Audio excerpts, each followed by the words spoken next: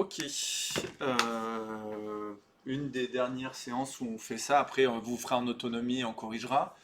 On corrige les deux dernières parties du BIA 2021, hein. Je vous avais dit, je ne corrigerai pas la partie histoire. Vous l'avez sur internet. J'ai malheureusement pas beaucoup à vous aider sur l'histoire, donc voilà. Oups, je suis au mauvais endroit. Donc on va corriger la partie 3, ensuite la partie 4, et après on fera l'anglais s'il nous reste un peu de temps. Pour que vous voyez à quoi ça ressemble, et voilà. Encore une fois, ces corrections elles vont prendre un peu de temps parce que je vais essayer de vous rappeler toutes les règles à chaque fois, enfin au maximum. Et voilà. Dans le BIA, il y a toujours le problème il y a des questions où ça demande, là c'est la première question de ce module par exemple, de la culture générale. Si vous l'avez, vous l'avez, si vous l'avez pas, vous faites au mieux. Voilà. Donc là ici on a un avion, on va regarder, on voit qu'il est assez caractéristique. Il a ici à l'arrière un empennage comme ça, en V, qui s'appelle aussi l'empennage Papillon. papillon. On voit ici que voilà, le cockpit il s'ouvre comme ça avec deux fenêtres vers le dessus. On le voit aussi de l'arrière et on voit aussi un plan vu du dessus avec certaines données. Maintenant, on va aller lire un peu tout ce qu'on nous dit. Apparemment, c'est un avion mythique qu'il faut reconnaître. Honnêtement, c'est toujours pareil, c'est de la culture générale. Si vous êtes très fort en tout ce qui est la patrouille de l'air, vous l'avez sûrement déjà reconnu. Si vous êtes comme moi, que vous y connaissiez rien en aéronautique, vous savez pas ce que c'est.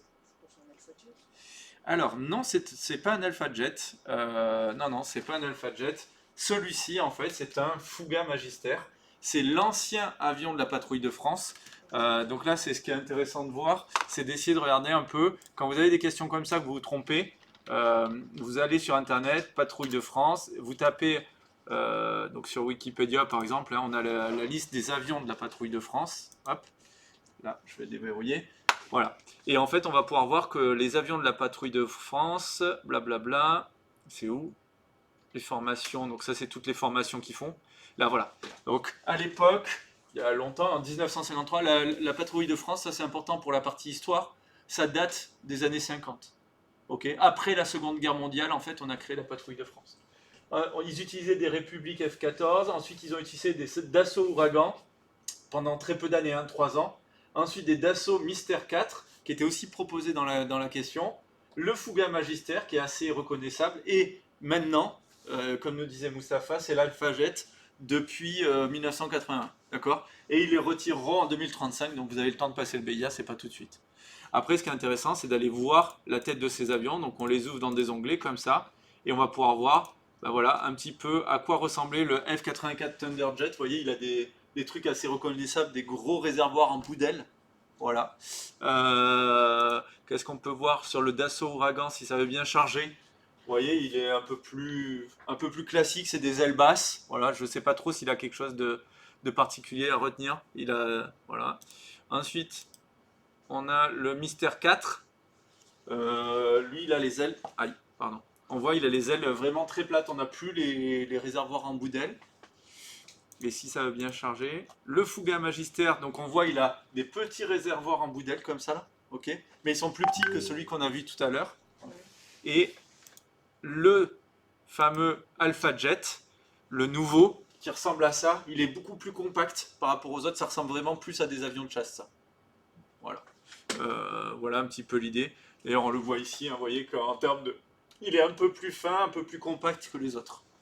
Voilà un petit peu l'idée. Ok. Hop là pour cet avion. Je regarde qui c'est qui me parle. Ici. Ah non. Ok. Je sais pas. Non, c'est bon. Ok.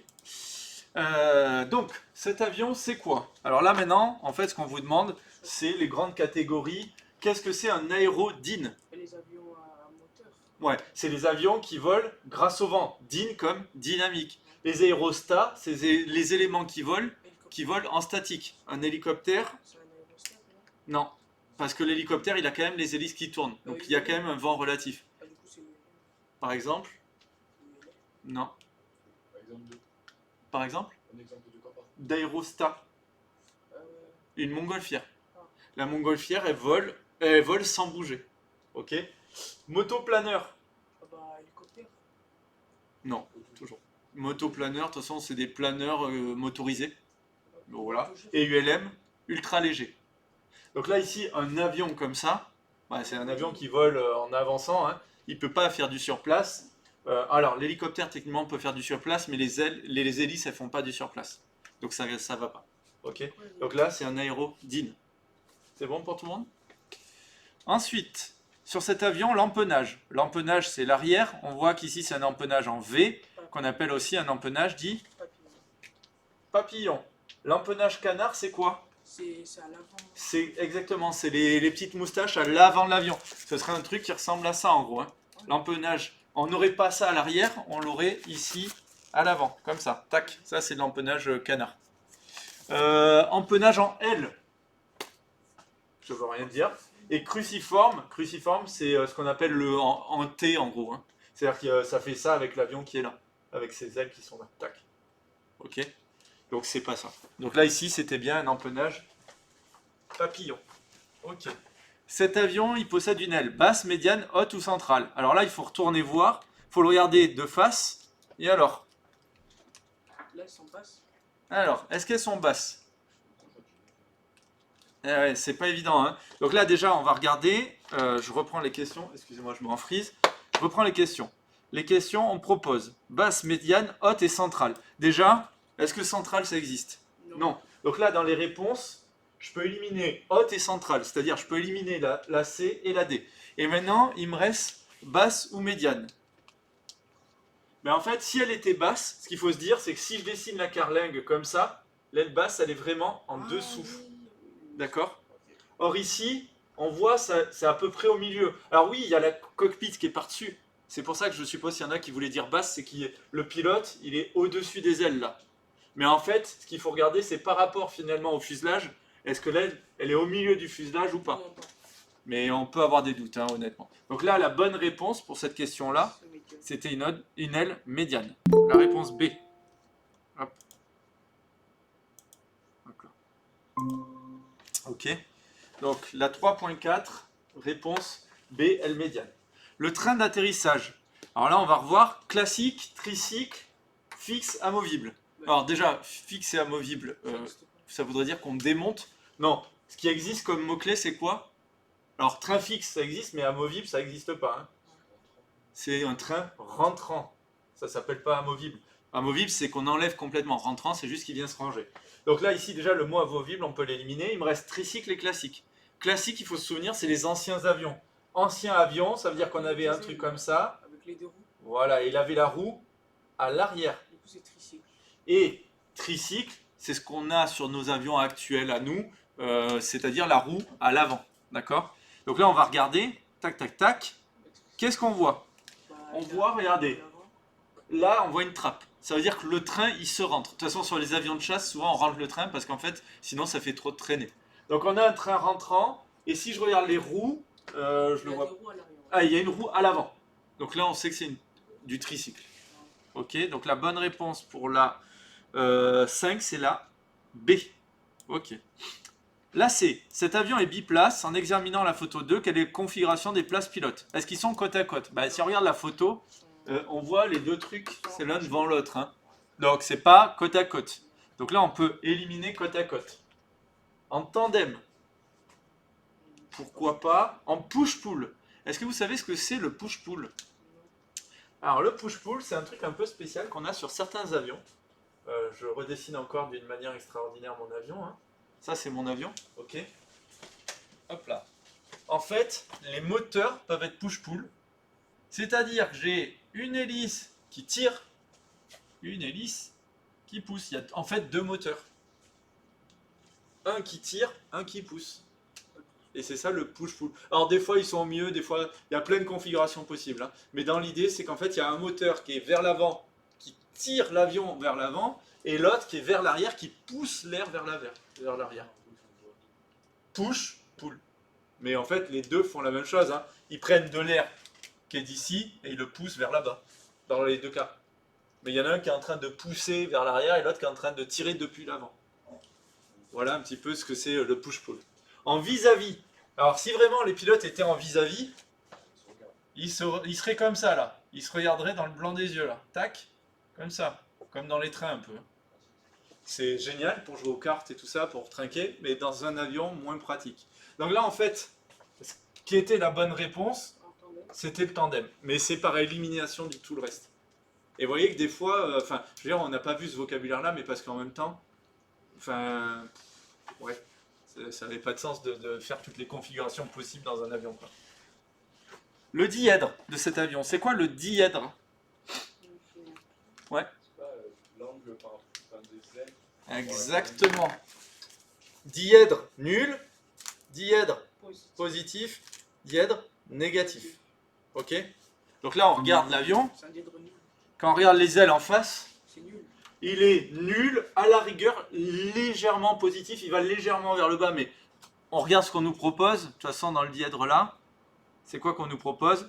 Bah, on ne nous dit pas légèrement négatif. Donc c'est le seul qui était bon. 3,7, c'était là. C.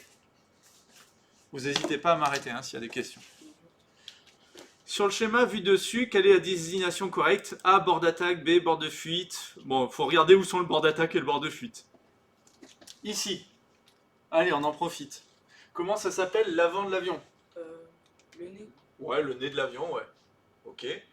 Ça, c'est le nez. Du coup, le C, là, ça va être quoi? Les winglets. Alors, si tu regardes sur les photos, c'est pas des winglets. Ça remonte pas. Ah, c'est son nom. Donc là, ici, c'est plutôt des... Alors, le bout, c'est le saumon. Et au saumon de l'aile, on a en fait ici des réservoirs. Ok? Vous savez pourquoi ils mettent les réservoirs en bout d'aile? Bah, Parce qu'en fait, le poids, il s'applique là. Et la portance, elle s'appliquera comme ça. Voilà, en vol. Et donc, du coup, ça contrecarre un petit peu. La portance, elle va s'appliquer un peu partout comme ça. Et ça évite, si on avait tout le poids ici, au centre, les ailes, elles feraient vraiment comme sur les planeurs, un truc comme ça, quoi. Or, pour éviter que ça fasse ça, ben, je mets du poids en bout d'aile. Et comme ça, l'aile, naturellement, elle est un peu moins déformée. Voilà. Bon, c'était une parenthèse, mais... Du coup, est-ce que, Phil Arthur, tu peux me dire comment ça s'appelle? Ah, le bord d'attaque, oui. Et le B, bord de fuite. le bord de fuite. Tant qu'on y est, comment ça s'appelle le dessus? On réfléchit dans sa tête, tu t'en souviens ou pas? Le dessus de l'aile? La carlingue. Hein? La carlingue. Non. Non, la carlingue. L'extrados et le dessous, Intrados. l'extrados. Voilà. J'en profite, hein, comme ça fait des rappels. Voilà. Et ici, on peut retrouver l'endroit où l'aile elle touche le fuselage, c'est l'emplanture. Et si on a un boudin, notamment sur les très gros avions, c'est le carman. Bon, il y a deux de temps en temps. Donc là, la bonne réponse était A, bord d'attaque, B, bord de fuite. Ok? A, bord d'attaque, B, bord de fuite. On va aller voir ce que c'est comme réponse. A, bord d'attaque, B, bord de fuite. C'était la A. 3.8. Réponse A. Tac. Ok. Ensuite, 3.9. Quel est le type d'aile de cet avion? Alors là, il faut retourner voir un petit peu ce que c'est. Déjà, il faut savoir ce que c'est les ailes delta, les ailes gothiques, les ailes elliptiques et les ailes en flèche. C'est quoi une aile delta? Comme ça, là. Mon avion, il ressemble à ça. Hop, voilà. Ça, c'est mon avion. Ça, c'est une aile delta. Ok? Donc, est-ce que c'est ça ici? On va regarder juste après. Ça, c'est le delta. Vous savez pourquoi on appelle ça une aile delta? Parce qu'en grec, le delta minuscule, c'est ça, mais le delta majuscule, c'est ça. Vous l'utilisez en physique des fois, pour ceux qui sont un peu plus avancés dans les études. Donc là, j'ai mon delta. Les ailes gothiques, c'est quoi les ailes gothiques? Est-ce que vous savez? C'est pas des ailes qui sont en noir, hein? Non? Non. Les ailes gothiques, c'est le Concorde. Ouais. Donc en fait, l'aile gothique, c'est une aile qui fait un truc comme ça. En fait, elle n'a pas un seul... Alors, mon dessin pue la merde, mais vous avez l'habitude. En gros, elle n'a pas une seule angle. Elle a des angles qui varient. Bon, c'est très moche, mais vous voyez l'idée du Concorde, c'est bon. Ça se voit que c'est le Concorde parce qu'il a un nez pointu. Hop, voilà. Ok, l'aile elliptique. C'est quoi l'elliptique? Je fais ma carlingue comme ça, avec... ça se voit parce qu'ici, j'ai mon hélice. Elliptique, ça fait une ellipse. Un avion typique, l'avion de la Royal Air Force. Je sais plus si j'ai pas la petite plaquette ici. J'ai une petite plaquette blanche qui traînait depuis des siècles. Parce que j'en ai fait. Comme d'hab, hein, c'est quand j'ai besoin d'un truc qui traîne que je ne le retrouve pas. Comment il s'appelait cet avion de la Royal Air Force avec les ailes elliptiques? Le Spitfire, exactement. Bon, je le cherchais, mais... Donc typiquement, le Spitfire, il avait des ailes elliptiques. Ok. Et ensuite, en flèche, c'est quoi les ailes en flèche? J'ai mon avion comme ça. c'est en gros un petit truc comme ça là. Tac. Bon, c'est très mal fait, mais dans l'idée, ça fait une flèche quoi. Ok. Donc là maintenant ici on va regarder lesquels on peut éliminer, lesquels on peut garder. Alors, ce qui est sûr, là c'est pas une gothique, c'est pas une delta, parce qu'en fait la delta elle prend vraiment tout l'avion. C'est clairement pas une elliptique, donc il nous reste quoi? En flèche. Moi personnellement j'aurais eu un doute. En flèche, pour moi, c'était un peu plus comme ça, vous voyez. S'il y avait eu, par exemple, trapézoïdal, j'aurais répondu trapézoïdal. Voilà. Mais bon. Vous voyez, il y a toujours... de toute façon, le BIA, il faut se rappeler de chaque truc et ensuite se dire c'est quoi la réponse qui me dérange le moins. Donc là, celle qui nous dérange le moins, c'est le en flèche. C'est bon pour tout le monde? 3.10. Sur la photo 1, la flèche indique en vol normal. Alors, il faut retourner à la photo 1, bien sûr, c'est pratique. J'arrête pas de faire des allers-retours. Je vais peut-être garder... Alors, c'est quoi le dessus de l'aile? Bon. L'extrados. L'extrados. Donc là, en fait, la 3.10, tu vois, je vais pouvoir éliminer déjà, même si vous ne vous souvenez pas les mots, comme c'est proposé dans le sujet, donc je peux rayer l'intrados. Maintenant, sur l'extrados, c'est là où il y a beaucoup de pression sur le dessus ou pas beaucoup de pression? Il y en a beaucoup. Alors imagine, pour que mon aile elle vole, est-ce qu'il faut que ça pousse ici et que ça aspire ici, c'est-à-dire très forte pression ici, très faible pression ici, ou est-ce qu'il faut que ça pousse ici et que ça aspire ici pour que mon avion il vole? Ça pousse en bas. Il faut que ça pousse vers le haut. Ouais. Donc ici, très forte pression, ici, très faible pression. Et une très faible pression, c'est ce qu'on appelle une dépression. Ok? Donc, l'extrados, le dessus, il est siège d'une dépression. Et l'intrados, il est siège d'une surpression. Cette phrase-là, en fait, elle est vraie, mais c'est pas la bonne flèche. Ok? Donc là, ici, la bonne réponse sur la 3.10, c'était la A. Ça va pour tout le monde?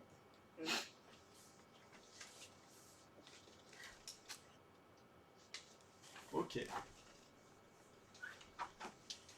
3.11, une photo encore.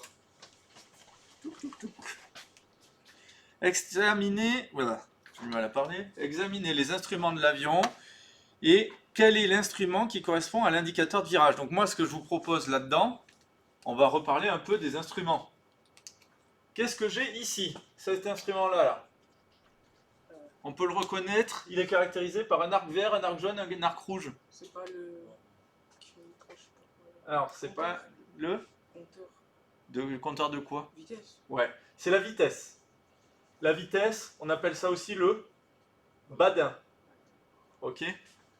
La vitesse par rapport à l'air, hein, pas par rapport au sol. À quoi correspondent les arcs verts, jaunes et rouges?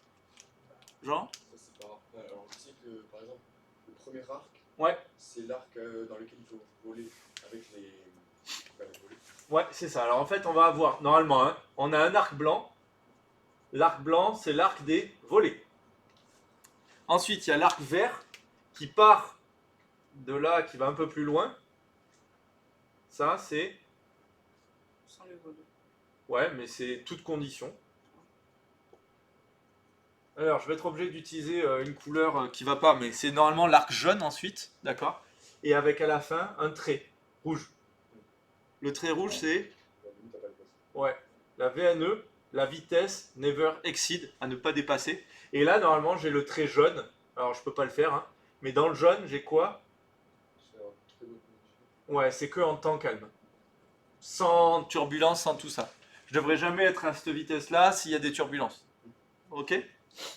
Donc ça, c'était la vitesse, le badin. Il marche comment? C'est quoi que ça mesure? Le badin, pour mesurer la vitesse, on a besoin de quoi? De là? Son pitot. Ouais, de la sonde pitot. Ok, cool. Alors, je refais un petit peu hein, sur les instruments parce que c'est la partie dure souvent.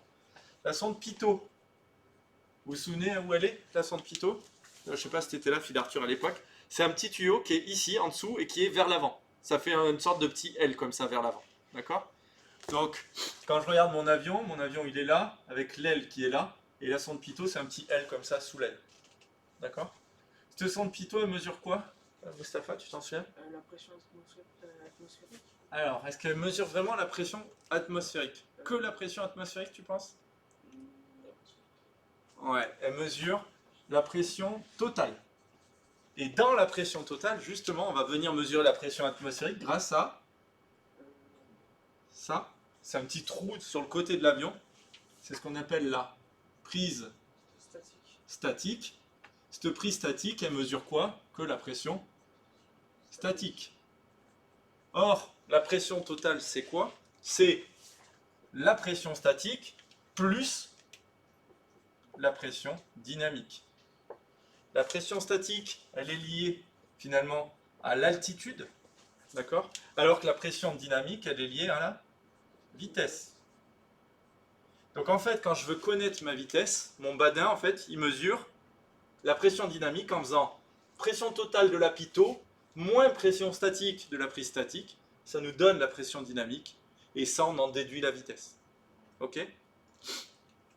Ça va à peu près? J'ai pas été trop vite, Phil Arthur? Ok. Ensuite, j'éteins pour qu'on comprenne un peu. Hop. Ici, ça c'est quoi comme instrument? Est-ce que tu sais ça, Phil Arthur? On n'y voit rien. Hein. On n'y voit vraiment rien. J'ai l'impression. Non, mais on voit pas bien. Honnêtement, je pense que c'est pas ce qu'on pense. On va faire dans les trucs simples. Ça, on voit ici. Alors, je sais pas si vous y voyez, mais on voit un bout d'avion comme ça. Non. Non. De toute façon, dans un avion, t'as pas de radar. C'est que au sol les radars. L'horizon artificiel. Ouais. Ici, c'est l'horizon artificiel. On voit que le ciel et la terre sont penchés, que l'avion il est en train de monter. Tu vois, souvent on a ici l'horizon qui doit être là. Donc on peut dire mon avion il est en train de faire un virage à gauche et il est en train de monter. Voilà. En tout cas, il a une assiette à cabrer. On ne sait pas s'il est en train de monter, mais... ensuite, dans ce que je vois, hein, là, celui-là c'est facile. On voit là la bille. Et avec la bille, c'est toujours l'indicateur de virage, pas d'inclinaison, de virage. On peut être incliné à 30 degrés et faire des virages plus ou moins serrés, suivant à quel point je suis en train de tirer ou pas comme un malade. En fait, mon avion, regarde, si j'ai un avion comme ça, si je tire pas beaucoup, je vais avoir un grand rayon. Si je tire vraiment comme un âne, je vais réussir à faire des virages très serrés, avec la même inclinaison. Et c'est pour ça qu'en fait, l'inclinaison qui est donnée ici, n'est pas toujours la même chose que l'indicateur de virage. Ouais, alors ça c'est une subtilité, hein. On vous fera pas chier avec ça. Ok. Mais bon, c'est bien de comprendre. L'indicateur de virage, il fonctionne, la bille, c'est juste une bille dans du liquide, c'est vraiment la gravité et tout ça qui marche. Hein. Le truc qui est derrière, qui fait la mesure du virage, c'est un gyroscope derrière. Est-ce que tu sais ce que c'est un gyroscope? En gros, t'imagines, je prends une roue de vélo, très lourde, en métal, hein, je la fais tourner très vite, si j'essaye de la faire bouger, elle ne voudra pas bouger. Ben, en fait, le gyroscope, c'est ça. À l'intérieur, il y a un bout de métal qui tourne, et quand l'avion va s'incliner, le bout de métal ne va pas bouger. Et si il ne bouge pas, ben, l'aiguille reste inclinée. Mais vu dans ton avion, tu as l'impression d'avoir ça. Voilà. L'aiguille, elle est attachée grâce à ça. Ici, ça, c'est ce qu'on appelle le directionnel. En gros, il fait un peu le même boulot que la boussole, sauf que derrière c'est un gyroscope, il nous donne la direction. Ici c'est un gyroscope, c'est quoi la différence entre la boussole et le directionnel? Pourquoi j'ai besoin de deux instruments qui ne font pas exactement la même chose? Est-ce que vous vous souvenez qu'il y a une subtilité? Ouais. La boussole elle pointe le nord, le directionnel la direction nord. Alors, pas totalement. La boussole pointe le nord, je suis d'accord. Le directionnel, il pointe là où tu l'as réglé en fait, d'accord? C'est-à-dire, il va garder la direction. La différence entre les deux, c'est quoi? C'est en virage. En virage, le directionnel, il va bien marcher. Par contre, sur le long terme, le directionnel, il va avoir tendance à petit se décaler un petit peu. La boussole, elle, quand je suis bien à plat, pas de souci, elle bouge pas. Par contre, en virage, elle est dans du liquide et tout, donc elle a tendance à bouger un peu dans tous les sens. Donc on va utiliser le directionnel pour quand je fais des virages, et on va utiliser la boussole quand je suis en ligne droite. Et de temps en temps en ligne droite, je re-réglerai mon directionnel grâce à ma boussole. Voilà. Ensuite, il nous reste ici, celui-ci là. Celui-ci, il est intéressant. C'est la vitesse verticale. À quel point je suis en train de monter et de descendre vite. Et ça fait partie des instruments un peu plus compliqués. Ça va être le VOR, probablement. Vous savez, on avait fait la radionavigation. Ça fait partie des instruments un peu plus badass. Je vous avais dit, vous n'aurez pas beaucoup de questions dessus. Donc voilà. Donc là, la question c'était, l'indicateur de virage, c'est lequel, du coup? Là. C'est le D. Ah mais non. Ah oui. Bah non, là c'est l'horizon artificiel. Ok. Attention, l'horizon artificiel t'indique l'inclinaison, mais pas le taux de virage. Ok? Donc la 3.11, réponse D. Faut pas hésiter à m'arrêter hein, si je vais trop vite. J'essaye de faire des rappels assez pour que ce soit intéressant, mais pas non plus trop long pour pas qu'on perde trop de temps. Ah oui, on a oublié de dire, ici, ça c'est du gyroscopique, l'horizon artificiel. L'indicateur du virage c'est du gyroscopique. Le directionnel c'est du gyroscopique. Ça c'est lié à une pression. Vous vous souvenez, on a une poche qui va se comprimer ou se gonfler ou se comprimer en fonction de l'altitude. Et là, pour la vitesse verticale, c'est une poche trouée. Pour mesurer la vitesse, on va mesurer à quel point la poche elle se gonfle ou elle se dégonfle très vite. Et c'est ça qui nous donne la vitesse verticale. Alors que l'altimètre, je ne sais pas où il est, là, l'altimètre, c'est aussi lié à la pression, mais cette fois la pression statique, l'altimètre. Ok? Et le badin, c'est aussi de la pression, mais lui, c'est de la pression dynamique. Hop. 3 pressions, 3 gyroscopes. À peu près, hein, voilà. Ça va l'idée? Ouais.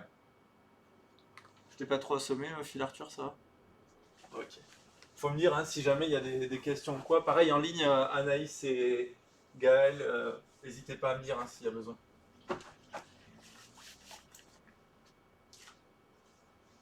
Ok. 3.12. Parmi les instruments suivants, lequel fonctionne en utilisant la variation de pression statique? Alors, l'altimètre, il utilise bien la pression statique. Je suis d'accord. Donc là, on pourrait se dire oui. L'horizon artificiel, on a dit que c'était un gyroscope, donc ça c'est mort. Conservateur de cap. Conservateur de cap, c'est un gyroscope. C'est ce que j'ai appelé, pardon, tout à l'heure je l'ai appelé le directionnel. Ça s'appelle aussi le conservateur de cap. Le compas. Le compas, c'est la boussole. Donc là c'est mort, hein. Ça c'est un effet magnétique. Il nous reste que l'altimètre. Alors moi personnellement, si on m'avait demandé de répondre à la question, la variation de pression statique, j'aurais dit celui qui nous donne la vitesse verticale. C'est là où on a une variation. Mais là ici, le seul qui nous reste, de toute façon, pression statique, c'est l'altimètre. Donc la 3.12, c'est la A. Mais la question, elle est un peu ambiguë, je trouve. Oui. Bonjour. Bonjour. Tiens, vas-y. Hop là. Je te remercie. Allez, au taf. Ouais, merci. Bon courage. À toutes. Le badin, il mesure quoi, du coup? Alors, c'est pas l'altitude, c'est pas le cap, c'est pas la pression atmosphérique. Donc, il nous reste que la vitesse, effectivement.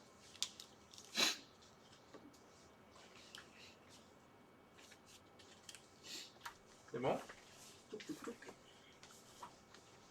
3.14. Lorsqu'un pilote incline le manche de gauche à droite. Alors là, il faut se prendre. Moi, ce que je vous conseille, hein, le jour de l'examen, ayez une règle. Et dessus, vous clippez un stylo. Hop là. Merde. Bien sûr. Vous faites comme ça. Hein. Vous clippez un stylo. Et vous réfléchissez comme ça avec un pseudo-avion comme ça. Il incline le manche. Alors, moi, je le fais dans mon sens. Hein. Il incline le manche de gauche vers la droite. Donc, vers là. Donc, je sais que mon avion, il va suivre ça. Du coup, si cette aile-là, elle se lève, ça veut dire qu'elle avait plus de portance. D'accord? Pour que l'aile gauche se lève et qu'elle ait de la portance, il faut donc que le volet, que l'aileron, il se soit baissé. C'est ça qui fait que l'aile, elle se lève. Hein. L'aileron se baisse du côté où l'aile se lève. Et là, l'aile, elle se baisse, donc ça veut dire que l'aileron, il s'était relevé. Donc l'aile gauche a l'aileron baissé. Alors, c'est où? C'est pas du tout la question en fait. Ok, je réponds à la mauvaise question, pardon. Lorsque je vais de gauche à droite, c'est sur quel angle? Donc désolé, j'ai lu la mauvaise question. Alors, comment c'est le roulis? Roulis, C'est quand il roule sur lui-même. Ok. Donc ça, ben, c'est déjà la bonne réponse en fait. Hein. Ensuite, le tangage, c'est d'avant en arrière, comme ça. Le tangage, il est lié à l'assiette. Assiette à cabrer, assiette à c'est piquer. Le roulis, roulis gauche, roulis droite. Le lacet, c'est comme ça. Ok? Et c'est lié au fait de glisser ou de déraper. Et la portance, c'est pas un axe, donc ça veut rien dire. Donc là, la bonne réponse pour la 14, c'était effectivement l'angle de roulis. On est sur la partie 3 du module 2021. Lorsqu'il incline le manche à droite, donc c'est ce qu'on a dit juste avant, l'aileron gauche, on a dit, si j'incline le manche à droite, mon aile gauche elle monte, donc ça veut dire que mon aileron gauche s'est baissé. L'aileron gauche se baisse, ça c'est vrai. Et l'aileron droit se lève, ça c'est vrai. Donc la bonne réponse c'est celle-là. De toute façon, les ailerons, ils sont forcément en asymétrique. Donc ils ne peuvent pas se lever en même temps, ils ne peuvent pas se baisser en même temps. C'est les volets qui se lèvent ou qui se baissent en même temps. Hein. Donc là, la 3.15, c'était la réponse C. Ok? Ça va? Ok. Faut pas hésiter à m'arrêter hein, s'il y a besoin. Les réservoirs de carburant situés en bout d'aile peuvent être sur la structure de l'aile d'un avion, et là c'est important, au sol. Parce que en l'air et au sol, ce ne sera pas exactement la même chose. Au sol. Donc j'imagine, je regarde mon avion de face. Hop. On reprend l'avion de tout à l'heure, et là, ici, voilà. Tac, ça c'est ses roues, hein, ça se voit pas. Hop là, il est en face de moi. Qu'est-ce que ça fait, les réservoirs en bout d'aile, quand je suis au sol? Ça fait un poids comme ça. Vous êtes d'accord? Comment ça s'appelle le fait que l'aile elle soit déformée comme ça? Est-ce que c'est une torsion? C'est quoi une torsion? C'est ce que je fais avec mon chiffon quand je veux l'essorer. Je tourne, j'essaye de vriller l'aile. C'est pas ça. Hein. Donc là, c'est pas de la torsion. De la flexion. Est-ce que ça fait ça? Alors regardez, quand je fais ça, est-ce que ça fléchit l'aile? Oui. Donc c'est potentiellement, on va le garder. Nul. Non, on voit bien que ça va tordre l'aile, hein, donc c'est pas nul. De contraction. C'est quoi la contraction? Voilà, c'est quand ça rétrécit. Par exemple, le métal, quand il fait froid, il se contracte. Bon, là, ici, c'était donc la flexion. Ok? Ils aiment bien les questions aussi. Ce genre de questions, on pourrait vous dire, sur le dessous de l'aile. J'assiste à quoi? Et on vous demanderait, est-ce que c'est une traction, est-ce que c'est une compression? Est-ce que c'est une élongation? Est-ce que c'est... Voilà, ils aiment bien ça hein, comme question. Ou sur le dessus de l'aile. Et ils vont vous poser la question en vol ou au sol. Ils aiment bien les deux. Ok? Donc il faut bien faire attention parce qu'en vol, la portance, elle a tendance à ici faire de la compression, ici faire de l'élongation. Et quand on est au sol, c'est l'inverse. Le poids, il a tendance à faire ici de l'élongation et ici de la compression. Ok? Bon. Donc il faut bien lire la question sur ces trucs-là. Il ne faut pas se tromper parce que ce n'est pas une question dure, mais il faut la lire correctement. Tiens, je me suis amélioré en dessin, je trouve. Sur ce type d'avion, la visite prévol est... Alors, la règle, hein, la prévol, elle est tout le temps obligatoire pour tout le monde. Et imaginons, j'ai un pilote qui a piloté juste avant moi, il s'arrête au parking, je monte dans l'avion à sa place, je dois quand même faire une prévol. Pourquoi? Parce qu'on n'est pas sûr de l'avion pour partir. Ouais, bah il peut y avoir, exactement, on n'est pas sûr que l'avion il puisse repartir. Il peut y avoir, par malchance, une fuite d'huile. Et au moment où il était parti, lui, il n'avait pas de fuite d'huile. Au moment où il a atterri, il n'a pas vu une grosse perte d'huile. Et là, tu t'arrêtes au parking. Et en fait, le temps que tu ailles faire ta prévol, tu te rends compte qu'il y a des gouttes au sol. Voilà.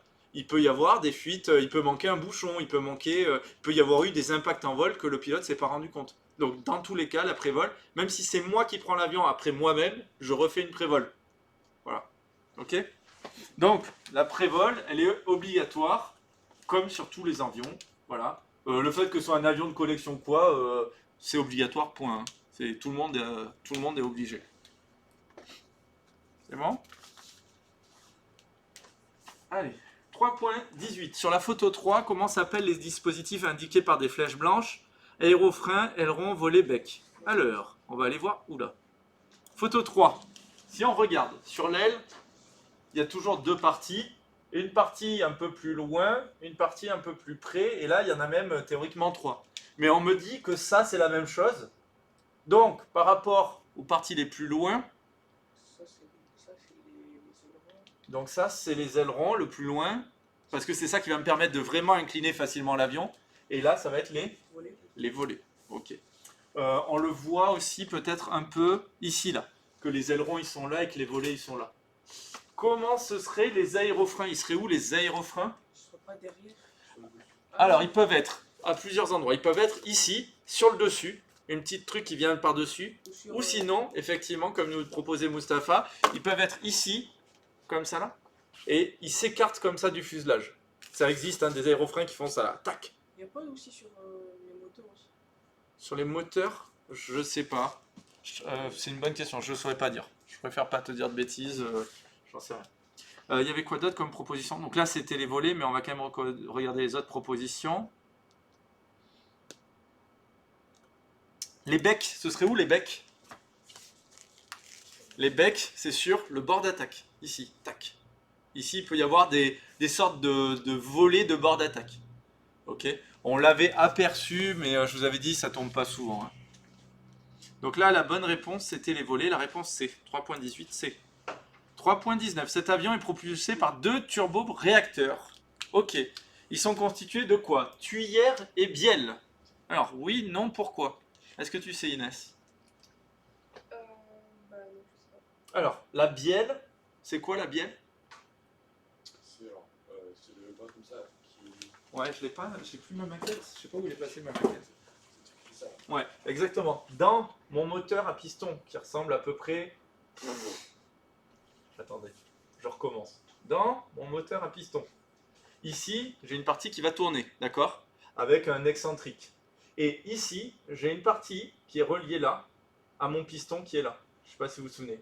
La bielle, c'est cette partie-là, qui va faire comme ça en tournant et montant et descendant. Ok? Ensuite, on a quoi? Bah, on va avoir là le piston. Et on va avoir... qu'est-ce qui me manque? Le vilebrequin. C'est ce truc-là, je crois, hein, si je me trompe pas. Je crois. Hein? Ok. Bon, en tout cas, une bielle, c'est sur les moteurs à piston et non pas sur les turboréacteurs. Pardon. Pardon. Un vilebrequin, pareil, c'est sur les moteurs à piston. Ça, il faut le revoir, ce petit schéma-là, parce que de temps en temps, on vous demande de commenter comment s'appellent les différentes parties. La chambre de combustion et le piston. Bah, le piston, c'est sur les moteurs à piston. Donc déjà, voilà. Donc tuyère et turbine, oui. Pareil, je vous conseille de revoir le petit schéma du turbopropulseur. Alors attendez, est-ce que j'ai pas le petit schéma ici à vous montrer? Tac, tac, tac, excusez-moi. Élève, Manuel Chiras. Voilà. Donc, il faut se souvenir de ces petits schémas-là. Hop là, je vais essayer de vous les remontrer dès que ça veut bien charger. Mon PC est en PLS. Hop. Ok. Donc là, ça, c'est le schéma d'un turbo-réacteur. Avec la partie, on a plusieurs parties. Ça, c'est la partie d'admission. C'est là où l'air rentre. Là, c'est la partie de compression. On vient mettre l'air en très haute pression. Ici, c'est la partie combustion. Et là, c'est la partie échappement, où l'air chaud sort à très grande vitesse. Ok? Voilà, avec cette partie-là qui est la partie turbine. Ça, je vais vous l'envoyer aussi, hein, d'accord? Sur le WhatsApp. Voilà, ça c'est la même chose. Et là, on a un turbopropulseur. Tout à l'heure, c'était un turbo-réacteur. Pourquoi turbopropulseur? On ne le voit pas bien ici, mais parce qu'il y a une hélice à l'avant. Ok? Donc à l'intérieur, on retrouve l'idée du compresseur. On retrouve la chambre de combustion, la turbine, les échappements, mais qui ne servent pas trop à pousser.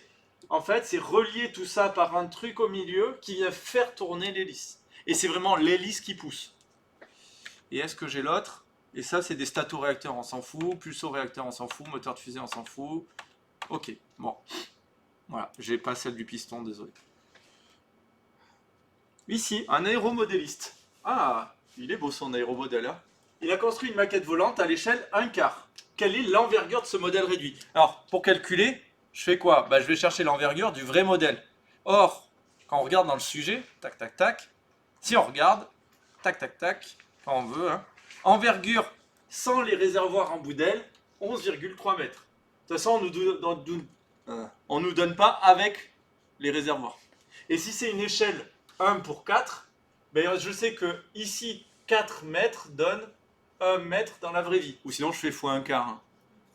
Je divise par 4 ça. Là, j'ai combien? J'ai 11,3, c'est presque 12. 12 divisé par 4, ça fait à peu près 3. Donc je sais que là, je vais être à 2,8 et quelques. Ok? Je regarde les propositions. Qu'est-ce qu'on me propose? On me propose 2,11 m. Alors l'autre possibilité, c'est de le faire à l'envers. Je fais x4 et je regarde ce que ça me donne chacun des résultats. Parce que vous n'avez pas le droit à la calculatrice, je vous le rappelle. 4 x 3, 12. 4 x 0,25, 1. Donc là, je suis à 13 mètres. Donc c'est pas lui. 4 x 0,11, 44. 4 x 2, 8. 8 mètres 44. Or, on sait qu'on veut 11 mètres et quelques. C'est pas ça. 4 fois, allez, 8 mètres 88. C'est pas ça. 4 x 2, 8. Mais attention, ici, j'ai du 8 aussi. Hein.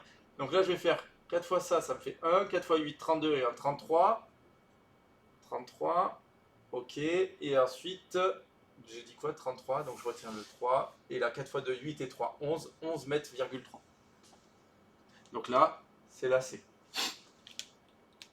Vous voyez, quand on me disait il n'y a pas besoin des 2h30 pour répondre aux questions, bah, le temps de poser l'opération, c'est pas une question dure, c'est une question longue, surtout que vous n'avez pas la calculatrice. Quoi.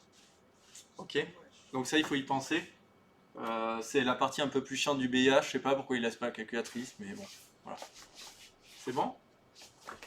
Allez. 3.21. En avion, l'action qui permet une rotation autour de l'axe de tangage. Donc on a déjà dit tout à l'heure ce que c'était l'axe de tangage, c'est ça. Donc qu'est-ce que je fais pour tourner autour de cet axe-là? Je tire ou je pousse sur le manche. Donc là je regarde ce qu'on me propose. Déplacement en avant ou en arrière du manche, oui. Déplacement latéral du manche, non, ça ce sera le roulis. Une poussée à gauche ou à droite sur les palonniers, non, ça ce sera le lacet. Un déplacement latéral du manche et simultanément une poussée des palonniers. Ça c'est plutôt pour faire un virage bien symétrique. Donc là c'est pas ça. Donc la bonne réponse c'était bien la A. Mais vous voyez, toujours, je passe sur les 4, au cas où. Hein. Vous vous souvenez que le BIA, ils sont un peu cons sur ça. C'est un QCM, mais des fois, il y a plusieurs réponses de vraies. Un autogire, c'est quoi? Est-ce que c'est un petit hélicoptère, Mustapha, un autogire? Oui, je pense. Non, Ou non, je pense Non. que c'est la dernière. non. Ça ressemble à, en gros, une chaussure comme ça. Effectivement, sur le dessus, tac, il y a une hélice, mais il y en a une aussi à l'arrière. D'accord? Il y a des roues. Voilà. Et le bonhomme, il est là. Hein. Hop là. Et il y a la moteur. Et, Il y a le moteur. et tout le moteur, il est là, avec des renvois, avec des trucs. Voilà. Non. Hein? Non, Bah, il est des fois plus ici, ouais. Mais il y a quand même un système de renvoi pour là. Ah, mais c'est quoi la caisse qui arrive À l'arrière? Non, vraiment derrière l'hélice en fait. Derrière l'hélice? Ah, il peut y avoir le moteur derrière l'hélice? C'est là, il y a toujours une boîte. Ok, bah, je sais pas. Ce qui est sûr, le moteur, il sert à quoi du coup? Bah, Il sert à propulser laquelle des hélices? bah, l'hélice en bas. Que l'hélice arrière. Et l'hélice en haut, elle tourne comment? Comme ça. Elle tourne grâce au vent. En fait, c'est le fait qu'il y ait du vent qui arrive qui fait que naturellement, elle va se mettre à tourner. Ok? C'est un outil extraordinaire, mais qui n'est pas logique. Au démarrage, par contre, l'hélice qui est là, il n'y a pas encore de vent. On est à l'arrêt. Donc, ce qu'ils font, c'est qu'on a une pédale pour venir utiliser le moteur pour lancer cette hélice-là. Un embrayage. Hein, et une fois qu'on l'a lancé, on passe toute la puissance sur la poussée. Voilà. Et en fait, le truc vole. Ça, c'est comme si j'avais des ailes d'avion, sauf que c'est des ailes d'avion qui tournent. Alors que l'hélicoptère, c'est vraiment... On fait tourner les ailes volontairement, alors que là, les ailes, elles tournent juste librement. Voilà. Donc, l'autogire, est-ce que c'est un petit hélicoptère? Clairement pas. Clairement pas. Est-ce que c'est un drone? Non. Non. Est-ce qu'il peut décoller verticalement et effectuer un vol stationnaire, comme un hélico? Non. Non, il est obligé d'avancer. Alors s'il y a assez de vent, oui, mais en fait, s'il y a assez de vent, voilà. Est-ce qu'il est équipé d'une hélice entraînée par le moteur et d'un rotor entraîné par le vent relatif? Oui. Donc là, ici, la bonne réponse est en fait la D. Vous voyez qu'elle était assez précise, hein, normalement, cette réponse. T'en as déjà vu des autogires Non? Oui, oui. Hop. Alors attends, bouge pas. Je te sors un autogire pour que tu te rendes compte. C'est vraiment, c'est ce qu'on appelle la moto du ciel, l'autogire. Hop là. Ouais, tout douce. Il y en a à l'Hivernon régulièrement. Voilà, ça ressemble à ça, tu vois. Ah, oui, oui. Tu vois, tu as littéralement une personne dedans, et là, l'aile qui est là, en fait, elle tourne librement. Donc à l'arrêt, souvent, elle est posée en arrière ou posée en avant, mais elle est littéralement posée, hein. Vraiment, elle peut s'orienter comme elle veut. Voilà. Et à l'arrière, tu vois, tu as une hélice là, et là, tu as souvent un gouverne de profondeur, voilà, et de direction. C'est bon l'idée? Voilà à quoi ça ressemble. Ça, c'est assez stylé à voir, hein. Un jour, si vous venez à l'Hivernon, j'essaierai d'en faire venir parce que c'est vraiment cool. Et bien, on a fini la partie 3. Ça va?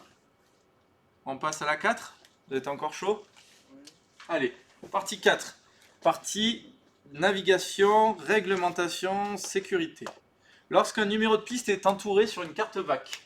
Alors, vous vous souvenez, à l'Hivernon, par exemple, on a ici la 29 et ici la 11, elle est entourée comme ça. Est-ce que vous vous souvenez pourquoi? Ouais. C'est la piste, quand il n'y a pas de vent, si on a le choix, on va prendre la 11.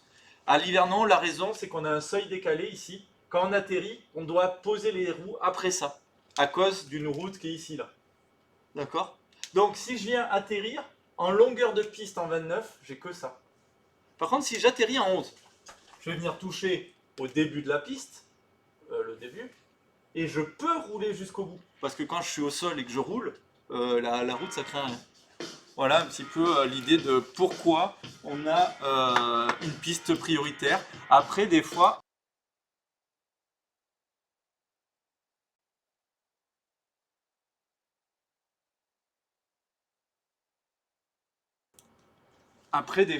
la piste prioritaire, ça peut être parce qu'il y a un village d'un côté. Donc, si on a le choix entre les deux côtés, on va essayer de ne pas survoler le village. Il peut y avoir aussi que la pente, il y a une piste qui est légèrement en pente comme ça. Dans quel sens je vais atterrir, Mustapha, à ton avis, si j'ai une piste qui est comme ça? Je vais atterrir en montant ou en descendant? En montant. Comme ça, au moment où j'atterris, je ralentis naturellement grâce à la piste. Donc je peux aller un peu plus vite, ce ne sera pas dangereux. Ça va l'idée? Ok. Un tour de piste main gauche. Ça veut dire quoi, tour de piste main gauche? Pardon, excuse-moi, effectivement, j'ai pas répondu. La piste, quand c'est entouré, c'est la piste à utiliser en cas de vent nul ou faible. C'est pas le point bas, c'est pas le point haut, et c'est pas un obstacle. Un tour de piste main gauche, ça veut dire quoi? Ça veut dire que tout le temps, je tourne à gauche. Je fais que des virages à gauche. Ça, c'est un virage main gauche. Voilà, c'est pas dur, hein. Donc ça, c'est un tour de piste main gauche. Est-ce que ça veut dire que l'avion doit se poser sur la partie gauche de la piste? Non, clairement pas, hein. On se pose toujours au milieu de la piste, hein. On utilise l'espace qui nous est donné. Est-ce qu'il doit piloter de la main gauche pour des raisons de sécurité? S'il est gaucher, ouais, c'est mieux. S'il est droitier, non, clairement pas, hein. Voilà. Ils aiment bien mettre des petites blagues. Est-ce que ça veut dire que le pilote effectue le dernier virage avec la piste à sa gauche? Oui. Alors là, il faut réfléchir. Regardez, je suis ici, dernier virage, est-ce que ma piste elle est à ma gauche? Oui. Bien sûr. Donc là, c'est bon. Est-ce que la manche à air est à gauche de la piste? Ça veut rien dire. Ok. Donc là, ici, vous voyez, quand même, on va lire les autres réponses au cas où, hein, parce que...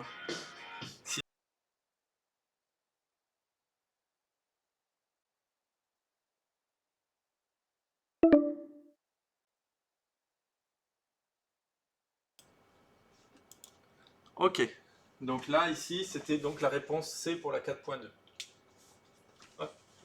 4.3. Mince. Alors celle-là, on atteint des trucs vraiment... Voilà. On a 2 ULM. Déjà, c'est des ULM, c'est des tondeuses, tout ça, hein. On n'oublie pas de les insulter en passant, c'est important. Ok. Bon, je dis ça en rigolant, hein, bien sûr, ceux qui sont sur Internet, n'insultez pas les ULM, ils sont très gentils. Alors, il y a 1 et 2, ils sont équipés de transpondeurs mode S. Ça veut dire quoi le mode S? Ça veut dire qu'en fait, le transpondeur, quand il répond à la tour de contrôle et tout, il donne aussi son altitude. D'accord? Il y a des transpondeurs, ils donnent juste le numéro du transpondeur. Par exemple, si je suis réglé sur 789.2, bah, il envoie 789.2. Mais les transpondeurs mode S, en plus, donnent l'altitude. Voilà. Il existe d'autres modes après, mais ça dépasse un peu le niveau du BIA. Ah ben c'est écrit ici. Voilà. Niveau de vol 22, on vous rappelle que ça veut dire une altitude pression de 2200 feet. Je vous rappelle qu'on écrit FL22, je prends le chiffre 22 et je rajoute 2 zéros derrière. Et ça, c'est en feet. Ok, c'est ça la règle. Hein. Comment je transforme des niveaux de vol en altitude. Ok. Le premier, il est calé à 1000 millibars. Alors là aussi, c'est des gros connards. Ils ont parlé en millibars et pas en hectopascal. Bon, en fait, c'est la même chose, donc c'est pas très grave, mais dans l'idée, c'est quand même pas sympa de leur part. Et il indique une altitude de 1000 feet. Alors là, il va falloir qu'on fasse des dessins. Je fais un dessin. Le premier, on me dit qu'il est réglé par rapport aux 1000 millibars. Ça indique une altitude de 1000 feet. Donc on sait que par rapport à ces 1000 millibars, lui, ça c'est le numéro 1, ULM numéro 1, il est à 1000 feet. Ok. Le deuxième, il est calé à 1010. Alors 1010, ça va être plus haut ou plus bas? Quand je suis en pression, je suis plus haut en pression en bas ou en haut? En bas. Ouais. 1010, il est plutôt par ici. On est d'accord? Plus je suis bas, plus la pression elle est grande. Plus je suis haut, moins il y a de pression. Et par rapport à ce 1010, lui, il est calé à une altitude de 1300 feet. ULM numéro 2. Ok? Alors en fait, là, j'ai fait un dessin comme ça, mais ce qu'il faudrait réfléchir, c'est cette différence d'altitude, cette différence de pression, c'est quoi comme altitude? C'est ça la question qu'on va nous demander indirectement. C'est pour ça que je fais toujours un dessin sur ce genre de sujet. Je sais que j'ai 10 millibars. En fait, les millibars, on est d'accord, c'est des hectopascals. Ok. Donc là, j'ai 10 millibars. Ça fait combien? Ou 10 hectopascals. Ça correspond à combien de feet? Est-ce que vous vous souvenez de la règle en pression? En pression, je perds combien d'hectopascals par combien de millibars? On avait vu la dernière fois celle en température. Je perds à peu près 6 degrés tous les 1000 mètres, ou 6,5 degrés tous les 1000 mètres, ou 2 degrés tous les 1000 feet. Mais là, en pression, est-ce que vous vous souvenez de la règle? Je vous avais dit, il faut connaître les trois. Les deux de température plus celle de pression. Je perds feet tous les 1 hectopascal. Et c'est un chiffre bizarre. Je perds 28 feet tous les 1 hectopascal. D'accord? Ici, j'ai 10 hectopascales. Pour 10 hectopascales, j'ai perdu combien? À peu près. Si pour 1, j'en perds 28, pour 10, j'en avais perdu 280. Donc en fait, 10 hectopascales, ça correspond à 280 feet. Ok? Donc là, en fait, si vous regardez, lui, il est à 1000 feet par rapport à cet endroit-là. Là, ici, j'ai 280 feet, on va dire à peu près 300. Et lui, il est à 1300 par rapport à ce point-là. Ouais. Si je fais une échelle, regardez, je vais faire une échelle ici, en altitude. On va dire que ça, pour simplifier, c'est mon 0. Ici, je suis à combien? À peu près 280. On va dire 300, allez. Bon, ou 280. Ici, je suis à combien? Ben, je regarde, je suis à 1000 feet de plus que là. Donc, je suis à 1280. Et lui, par rapport au 0, j'étais à 1300. Donc, en fait, qu'est-ce qu'on peut dire sur les deux ULM, en fait? En fait, si on... ici, c'est une approximation, cette règle-là. Donc, en fait, ils sont quasiment à la même altitude. Mais comme ils ne sont pas réglés pareil, ils ont l'impression de ne pas être à la même altitude. Il y en a un qui va dire, ouais, je suis à 1300 feet d'altitude, l'autre qui va dire, je suis à 1000 feet. Sauf que comme ils sont réglés avec un écart qui est mauvais, parce qu'il y en a un qui venait de Rodez et l'autre qui venait de Brive, et que ce jour-là, il y avait une grosse dépression d'un côté et une grosse anticyclone de l'autre, et ben ils peuvent se retrouver à la même altitude sans le vouloir. C'est con, hein? C'est pour ça que quand on fait des voyages, en général, si je suis assez haut, je me règle en altitude pression par rapport au 1015, au 1013,25, pardon. Sinon, à chaque fois que je vais arriver dans une zone, le contrôleur il va me dire la pression locale. Comme ça, je me règle sur la pression locale pour que, par rapport aux autres avions, je sois sur le même réglage. Ça va, c'est clair ça? Alors cette question-là, à répondre tout seul, elle était un peu dure, hein, honnêtement. On va quand même regarder les questions maintenant qu'on a donné l'explication de tout le reste. Hein. À quelle catégorie appartiennent ces deux ULM?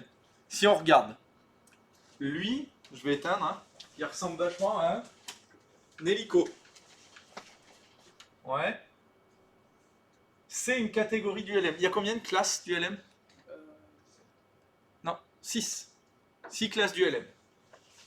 6 classes d'ULM. Ok. On va avoir là, ça c'est quoi? Ça ressemble à un avion. C'est ce qu'on va appeler un 3 axes. Ça veut dire quoi 3 axes? Il est capable de se diriger axe de roulis, axe de tangage, axe de lacet. Comme les avions. La seule différence, c'est le poids autorisé maximal et la puissance maximale. Un ULM a forcément des limites plus basses qu'un avion. Ça ne veut pas dire qu'il n'y a pas des ULM plus puissants, hein. Ça veut juste dire qu'il y a des avions moins puissants que certains ULM, plutôt. Donc ici, avion autogire. Est-ce que ça, c'est un autogire? Ça pourrait si on voyait ici une grosse hélice à l'arrière. Hein. Donc là, c'est pas un autogire. Avion hélico, oui, on pourrait se dire oui. Multi-axe autogire, c'est pas un autogire. Multi-axe hélico, oui aussi. Donc il faut choisir, est-ce que c'est un avion ou est-ce que c'est un multi-axe? Un avion. Mais en fait, si c'est un ULM, est-ce que ça peut être un avion? Non. Ce n'est pas un avion parce que les catégories avion, c'est vraiment de l'avion. Ce qui ressemble à un avion en ULM, on l'appelle forcément un 3 axes, 2 axes. C'est un multi-axe. Ok? Donc là, la bonne réponse, c'était multi-axe hélicoptère.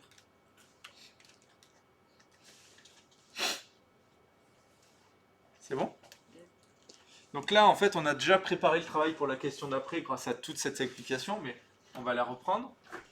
Les appareils, ils volent face à face. Est-ce qu'ils peuvent se rentrer dedans? Bien sûr. Ben, c'est ce qu'on vient de voir sur mon super dessin avec les calculs. Hein. C'est qu'effectivement, ils n'ont pas beaucoup d'écart. Donc, est-ce que 2 est forcément plus haut que 1? Non. Est-ce que 1 est forcément plus 2? Non. Possible? Oui. Dépendant du calage? Non. Ben, alors, en fait, oui, mais en fait, on la connaît, le calage. Donc là, vous voyez, cette question, encore une fois, elle est un peu pourrie. Franchement, c'est... Voilà. Donc ici, c'est ce qu'on a dit. Hein. Est-ce que vous savez ce que ça fait 20 feet en mètres? 200 mètres. Non. C'est quoi le rapport entre les feet et les mètres? Il y a un facteur 3. D'accord? Dans 1 mètre, j'ai 3 feet. Ok? Donc là, ici, je divise par 3, ça fait à peu près, allez, on va dire 7 mètres. Un peu moins de 7 mètres. Alors, 7 mètres, c'est beaucoup, mais ça, c'est une règle approximative. D'accord? Donc, ils ont moins de 7 mètres d'écart en altitude quand ils vont se croiser. Donc, ils ont intérêt à bien regarder devant eux et pas être en train de regarder le paysage, quoi. Sinon, ils risquent d'être vite déçus. Pour afficher leur altitude par rapport au niveau moyen de la mer, il faudrait qu'ils calent comment? Alors, vous souvenez-vous, il y a des techniques. Hein. QNH. Le N, ça ressemble vachement à la lettre M et donc à la mer. Ouais, ouais aussi. QFE, c'est par rapport à quoi? C'est par rapport à la piste. Ouais. Ça, alors pas par rapport au sol, mais vraiment par rapport à la piste. Le QNH, c'est par rapport à la mer. La MSL. Est-ce que vous savez ce que ça veut dire? AMSL. Average above mean sea level. Au-dessus du niveau moyen de la mer. Sauf que c'est ce qu'on utilise dans certaines notations. Et 1013, ça c'est le calage qu'on appelle le calage standard. Donc la bonne réponse, c'était là. Ah, pardon, je crois que les autres. Ah non, ils n'ont pas été déconnectés encore. Je crois pas, je vérifie. Ah si, ils ont été déconnectés. Excusez-moi, je m'en pose une seconde. Tac. Tout à l'heure, vous m'avez demandé. Voilà. J'ai cherché là en attendant. La partie Villebrequin. c'est ça, c'est la partie bleue, d'accord? La partie bielle, c'est la partie verte, et la partie piston, c'est la partie bleue d'en haut. Voilà, et il faut se souvenir aussi d'un truc que j'ai pas rappelé, c'est les 4 temps du moteur. Premier temps, admission, on aspire de l'air, on aspire du carburant, ok? Deuxième temps, compression, on vient compresser le carburant. Troisième temps, détente, c'est le moment où on fait l'explosion, et du coup ça pousse. Et quatrième temps, échappement, on vient pousser les gaz brûlés par la truc d'échappement. Voilà, hop, et voilà. Donc, on en était 4.5, on a répondu déjà, oui. 4.6. Le contrôleur transmet le QNH de 1000 hectopascales par radio aux deux pilotes. Et donc, ils vont régler leur altimètre à ce moment-là. Quelle altitude ils vont avoir? Mais en fait, si les deux ils sont réglés, si vous regardez, hein, les deux, ils vont être réglés par rapport à 1000. Donc ils vont être à quelle altitude? Celle-ci, qui est de 1000 feet, tous les deux. Donc là, la bonne réponse, c'était 1000 feet chacun. Ok? Alors, ils arrivent face à face, ils se rendent compte, oh merde, il y a quelqu'un en face de moi. Comment ils évitent l'accident? Ouais. Toujours, on évite, on double par la droite en avion.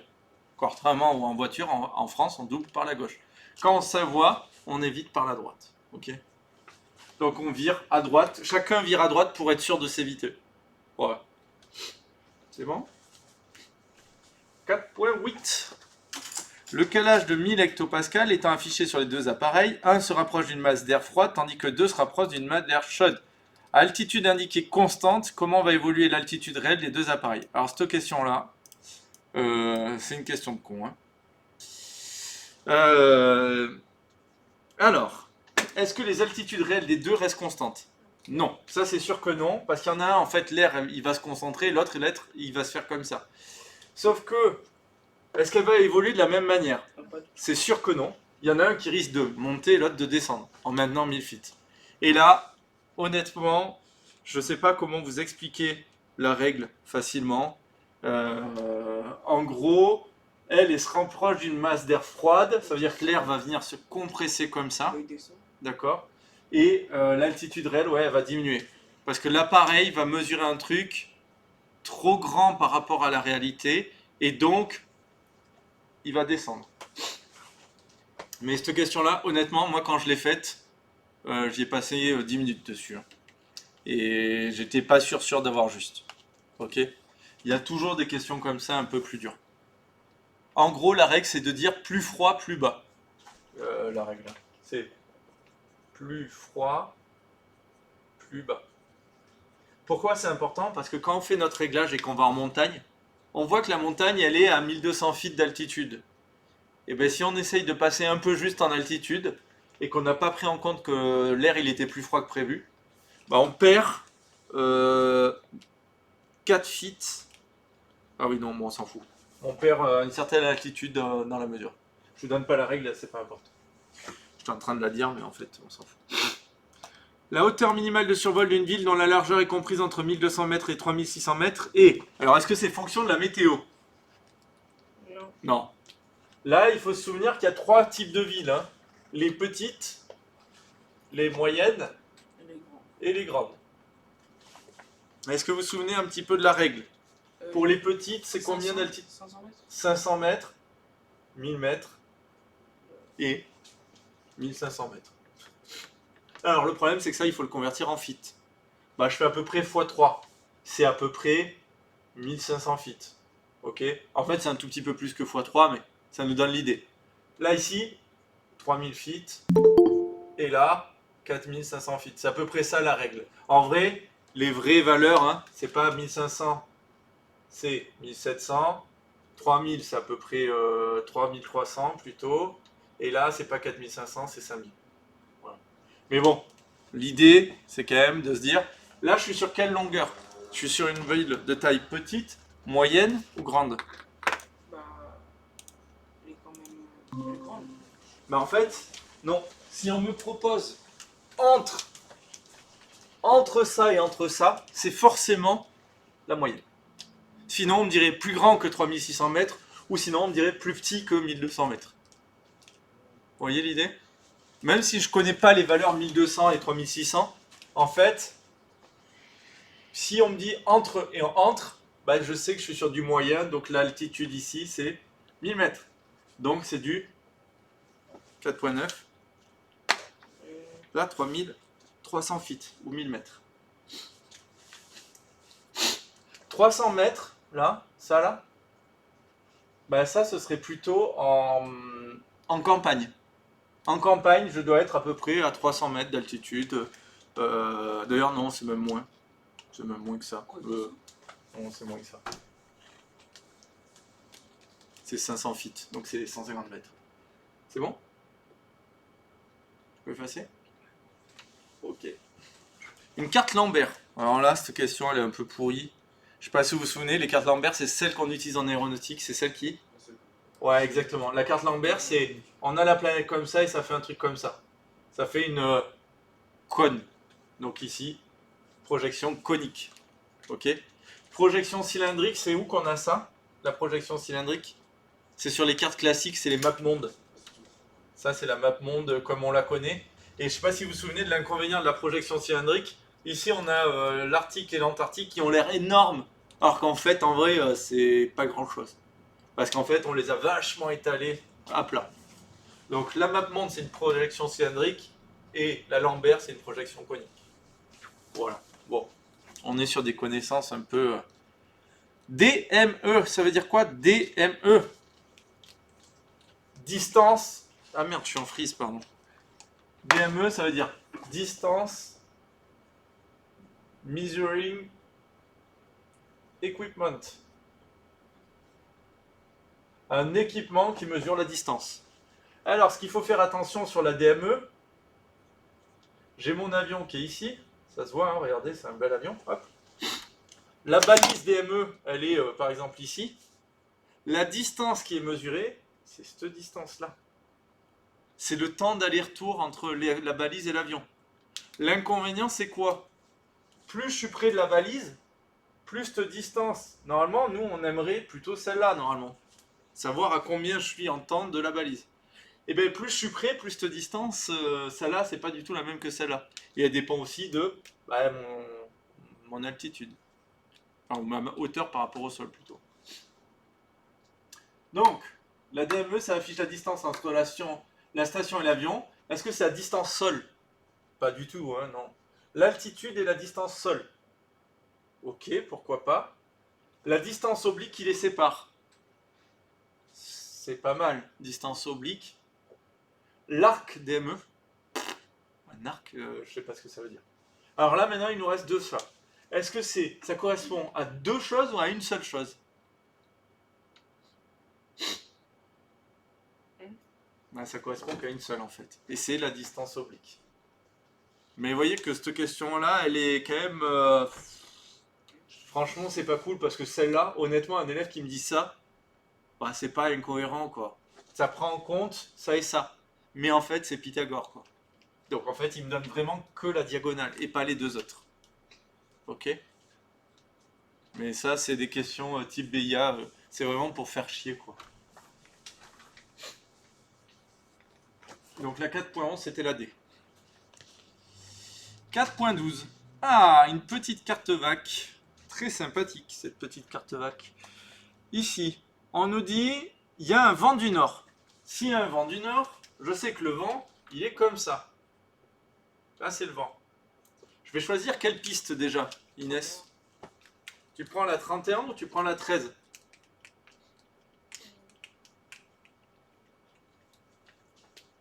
« 31 ou 13? Là, regarde. Le vent, il est du nord. On atterrit toujours face ou dos au vent? Face au vent, donc on va plutôt choisir la 31. Ok, donc je vais essayer d'atterrir comme ça. Si j'atterris comme ça, je suis ici sur un circuit. Regardez, je vais tourner vers la droite. Donc c'est un circuit main droite. Monsieur? Ouais. Sur la carte, le vent, il est indiqué où? De quoi? Sur la carte, le vent, il est indiqué où? Il est indiqué dans le sujet. il peut pas être indiqué sur la carte vu que la carte elle est pas en temps réel. Donc ici c'est vraiment, normalement tu as fait ta préparation météo, tu sais qu'il y a du vent du nord ce jour-là, tu te dis ok mon vent il est comme ça, j'atterris où? J'atterris en 31, je ferai gaffe, ce sera un circuit main droite. Alors que en 13 c'était un circuit main gauche. Voilà, donc là ici c'est un circuit main droite qu'on choisira. Je vais quand même aller lire le sujet, j'ai pas lu la question. Est-ce qu'on intègre le circuit piste main droite pour une finale en 13, en 31, en 13 ou en 31? Ok, donc là ici on a dit c'est un final main droite piste 31. Finale main droite piste 31. Donc c'est la réponse numéro B. Oui, Jean? Je voulais savoir, sur les cartes de bac, le nord est tout en haut. Ouais. Oui. Le nord, en fait la carte VAC elle est représentée avec le nord en haut. Voilà. Le nord géographique. Le nord magnétique, pour avoir une idée du nord magnétique, je vais regarder ça. La déclinaison magnétique. Alors ici, on a une déclinaison magnétique de 0. Donc en fait ici, nord magnétique et nord géographique, c'est la même chose. Si j'avais une déclinaison magnétique ici, des fois de, par exemple, 10 degrés est, ça ce serait le nord géographique, mais en fait le nord magnétique, il serait là. À 10 degrés. Ok. C'est bon l'idée? Ça répond à ta question? Ok, cool. Donc là, on a la déclinaison, c'est important de savoir. AA, ça veut dire quoi? Mis à part que c'est très drôle. Oui, encore une blague de qualité. Est-ce que tu sais, Mustapha? Non. Le AA, c'est une fréquence AA. Fréquence R to R. En gros, il n'y a pas de tour de contrôle. Les avions se parlent directement entre eux. Fréquence où les avions se parlent les uns entre les autres. Il n'y a pas de fréquence d'approche et il n'y a pas de fréquence de tour. Ok. AA, air to air ou airplane to airplane, c'est vous qui voyez. Hein. C'est bon? Afin de respecter la procédure d'atterrissage, vous adoptez comme altitude dans votre circuit de piste. Alors là, ce qui est bien, c'est que le circuit de piste, si vous regardez, on vous donne déjà sur la carte l'altitude à adopter. Alors on sait que la piste ici, elle a une altitude de 539. Et en fait, on va se mettre en altitude au-dessus de ce 539. À quelle altitude? Souvent 1000 au-dessus. Regardez. Donc la piste ici, elle est à une altitude de 539. Je me mets à 1000 au-dessus. Donc ça me donne 1000 plus 539. Je me mets à peu près à 1500. On vous donne toujours les deux sur la carte. Ok? Donc là, l'altitude que je vais adopter, ce sera 1500.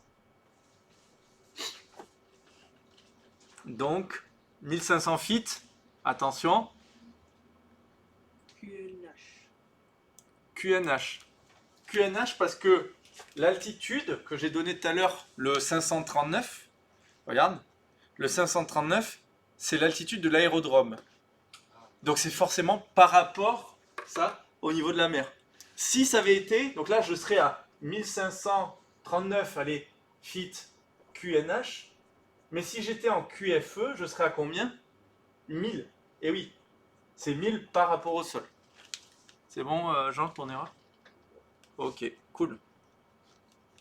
Et par rapport au calage, en fait, on n'en sait rien parce que le calage, ça va dépendre de l'altitude pression du jour.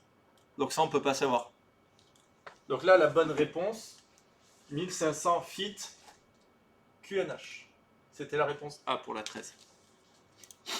Lors d'une conduite en vol de nuit, vous apercevez des feux avec le vert à gauche et le rouge à droite. Alors, je prends mon avion là. Moi, ce que je vous conseille, encore une fois, sur votre règle, vous faites un point rouge, un point vert et vous mettez votre petit stylo comme ça là. Et vous dites, le rouge est à gauche. Et là, on me dit, j'ai le feu vert à gauche et le rouge à droite. Et vous tournez votre avion jusqu'à ce que vous ayez le rouge et le vert dans le bon sens. Et là, vous dites, l'avion, il fait quoi? Il arrive en face de moi, en fait. Hein. Ça, c'est la meilleure technique du BIA. Hein. Une règle et un stylo. Et faites un petit modèle. Alors, passez avec cette règle-là. Avec des règles transparentes, ça marche encore mieux. Et vous mettez des points de couleur dessus. Et voilà, quoi. Et là, vous avez un avion. Hein.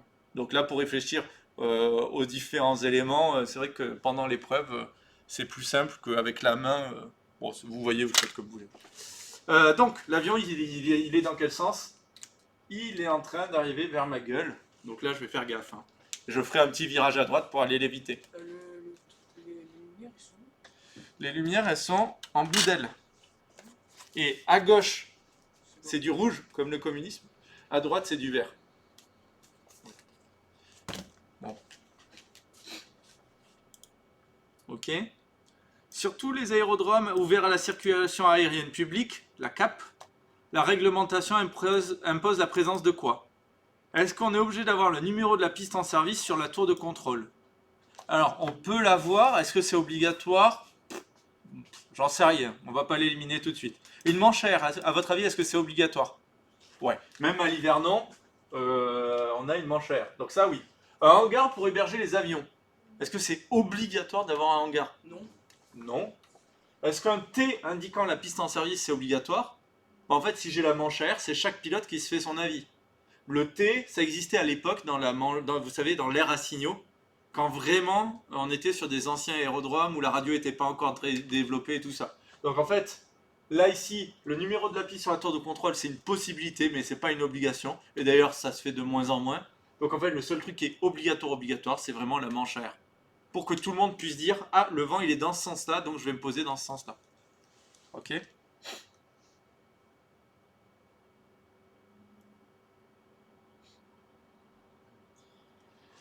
Les espaces aériens de classe A.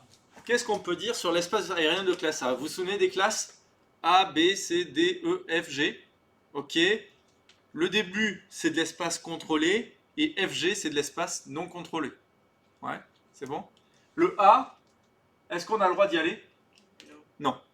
Donc déjà, sont autorisés au vol VFR, niet. Sont interdits au vol IFR, niet. Si nous, on n'a pas le droit d'y voler et que les IFR non plus, il ne sert à rien. Sont autorisés au vol VFR et IFR? Non.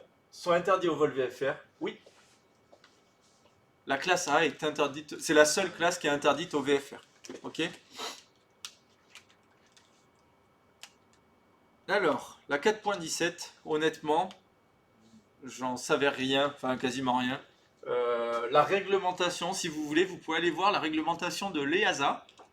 Et vous pouvez vous taper les 536 pages du manuel de l'EASA. Et dedans, il y a une des règles qui dit que le vol VFR est interdit au-dessus du niveau FL 195. Donc la bonne réponse, c'est la A. Mais pour la connaître, celle-là, déjà, de toute façon, en VFR, hein, honnêtement, on va jamais à aucune des quatre. Parce que déjà, au-dessus du niveau 100, il y a besoin d'oxygène. Donc, en fait, 195, ça fait bien longtemps qu'on n'a plus d'oxygène, qu'il faut avoir les masques, qu'il faut avoir les bouteilles, qu'il faut avoir... Enfin, on n'y va jamais. Ok? Donc là, la question 17, encore une fois, je vous avais dit, hein, lors du BIA, il y a quelques questions qui sont des questions de bâtard. Alors, l'hypoxie, c'est quoi hypoxie? Hypoxie ou hypoxie, hein? Ox. C'est pas quand t'as plus d'oxygène. Exactement. Hypo, c'est un manque, et oxy, d'oxygène. Ok? Donc là, on va lire trop forte quantité d'oxygène. Ce serait quoi une trop forte quantité? Ce serait une... Surpression. Non, mais d'oxygène. Euh, Hypoxie, c'est un manque d'oxygène. Ce serait quoi l'inverse d'une hypoxie? Ce serait une hyperxie. Hyper. L'inverse d'hypo. Voilà. Trop faible quantité d'oxygène, on le garde. Manque de glucides dans l'organisme. Ça, c'est une hypoglycémie. Voilà. Surplus de glucides dans l'organisme, ce serait une hyperglycémie. Bon. Vous voyez comment il joue quand même avec des définitions qui sont pas trop loin. Hein. Donc là, la bonne réponse pour la 18, c'était la B. Sur la carte vague d'un aérodrome, il est écrit ouvert à la CAP. Alors la CAP, ce qui est bien, c'est qu'on l'a déjà eu dans une des questions d'avant. Pensez-y à ça. Des fois, les sigles, ils existent dans les questions d'avant ou d'après. La CAP, c'est la circulation aérienne publique. Comme c'était dit dans la question avant, on pouvait s'en douter. Après, on aurait pu regarder. La course à pied est autorisée sur la piste de l'aérodrome. Oui, tous les jours. Bien sûr, hein. Non, ça n'a pas de sens, la course à pied, n'importe quoi. Les avions de voltige sont autorisés à évoluer au-dessus de l'aérodrome. Mais en fait, les avions de voltige, ils ont des zones et tout ça, mais c'est pas indiqué par ça. Hein. Seuls les avions équipés d'un conservateur de cap, ouais. Alors ils ont essayé de montrer cap. Vous voyez, il y en a un en majuscule, il y en a un en minuscule. Donc non, c'est pas ça non plus. Hein. Ok. Donc là, la réponse pour la 19, c'était la B. La 20. Un avion de ligne effectue la liaison New York-Paris. Alors là, il faut déjà savoir où sont New York et Paris. Est-ce que vous voulez que je vous fasse une carte du monde? Ça, c'est l'Amérique. New York, il est là, hein, ça se voit. Là, c'est l'Europe, avec la France, l'Espagne, etc. Paris est ici. Donc l'avion va dans ce sens-là. Hein, dessin d'une qualité extraordinaire. L'Angleterre étant bien entendu ici. Là, c'est l'Espagne avec le Portugal. Ça se voit. Là, t'as l'Italie. Hop là. Allez, me saoulez pas, c'est bon. Hein. Ok, maintenant qu'on a fait ça. Il a une vitesse propre de 900 km/h. Donc on sait que lui, il va à 900. Ok? Ça, c'est sa vitesse à lui, ce qu'on appelle la vitesse propre. Et il y a un jet stream orienté d'ouest en est. C'est-à-dire ouest en est, dans le même sens. Ok? Les pays de l'Est. Ok? Pays du soleil levant. De 300 km/h. Qu'est-ce que je peux dire pour la vitesse totale? En fait, ça s'additionne dans ce cas-là. Ok? Donc là, ici, il va à 1200, il va plus vite. Donc 900 plus 300, 1200, c'est donc la réponse numéro C. Ça valait le coup de faire un beau dessin comme ça. J'aurais pu faire que les vecteurs. Mais bon, c'est important des fois de faire des dessins comme ça pour bien se représenter à quel endroit on va. Merde. Aïe. Pardon. Vous décidez de terminer votre navigation en cheminement. Ça veut dire quoi en cheminement? On suit les chemins, on suit les repères au sol, on suit les rivières, on suit les trucs de train, les autoroutes, les villages, les trucs comme ça. D'accord? Donc en fait, on suit, alors effectivement les chemins, mais pas que les chemins, ok? Les indications du GPS. Oui. Alors ouais, mais c'est plus par cheminement dans ce cas-là. C'est avec les yeux. Voilà. Exactement, c'est avec les yeux. Les directions indiquées par le VOR, non, ça c'est ce qu'on appellerait la radionavigation. Les chemins, ok. Et les repères caractéristiques au sol, dans les repères caractéristiques au sol, le problème d'un chemin, c'est que c'est petit. Je peux vous dire que déjà une départementale à côté d'une autre route, ça ressemble à deux routes. Voilà. Vu du ciel, le seul truc qu'on arrive à faire la différence, c'est vraiment les autoroutes, les trucs comme ça, on voit la différence avec le reste. Mais les routes entre elles, entre une nationale et une départementale, des fois. Donc là, ici, c'était des repères caractéristiques au sol. Sur une carte au 1/500 millième. Alors là, ce qu'il faut faire, c'est un produit en croix. 1/500 millième, je fais ça comment? Je dis que 1 cm sur ma carte, ça vaut 500 000 cm en vrai. 1 cm vaut 500 000 cm. Ça me fait combien ça en mètres? Quand j'ai des centimètres, je me décale de combien? 3 cases. Non, Oh, 4. 2 cases. Ah, 3 cases, c'est les millimètres. Donc ça fait 5 mm, c'est-à-dire 5 km. Donc ici, je sais que 1 cm correspond à 5 km. Moi, ce que je vous conseille, c'est sur votre brouillon faire ça avant de commencer la question. On me demande une distance de 10 cm maintenant. Là, j'ai fait x10. Donc là, je fais x10. Donc ce sera une distance de 50 km. La bonne réponse, c'est là. A. Ça va pour tout le monde?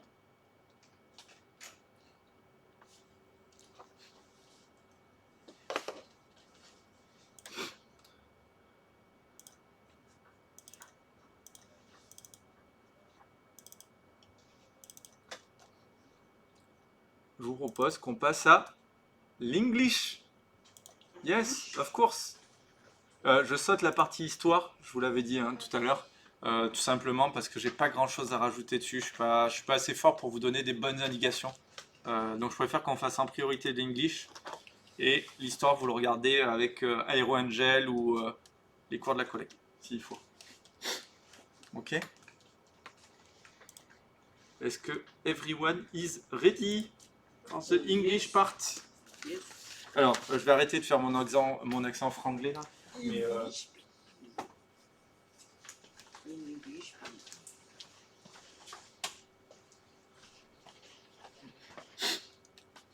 donc, ici, on a un type d'exercice que j'avais pas vu avant le sujet 2021, qui est un texte à trous. On pourrait se dire c'est compliqué de compléter les trous, sauf que on a les mots en français en bas. Et ça nous aide bien, parce que si on avait dû deviner ce que dit le contrôleur, ça supposerait de connaître exactement tout par cœur de comment il annonce les trucs. Or là, on sait qu'il est en train de dire trou 1, atterrissage, trou 2, piste, trou 3, décollage, trou 2, piste, etc. etc. D'accord? Donc là, ce que je vous propose, je vais laisser le texte qui est là. Hop, tous les trous, lisez bien, de toute façon, c'était dit ici. Hein. Le trou 1, le décollage. Comment on dit... Alors, pardon, l'atterrissage. Comment on dit atterrir? Landing. Ouais, landing, land, ok. Landing, c'est l'atterrissage.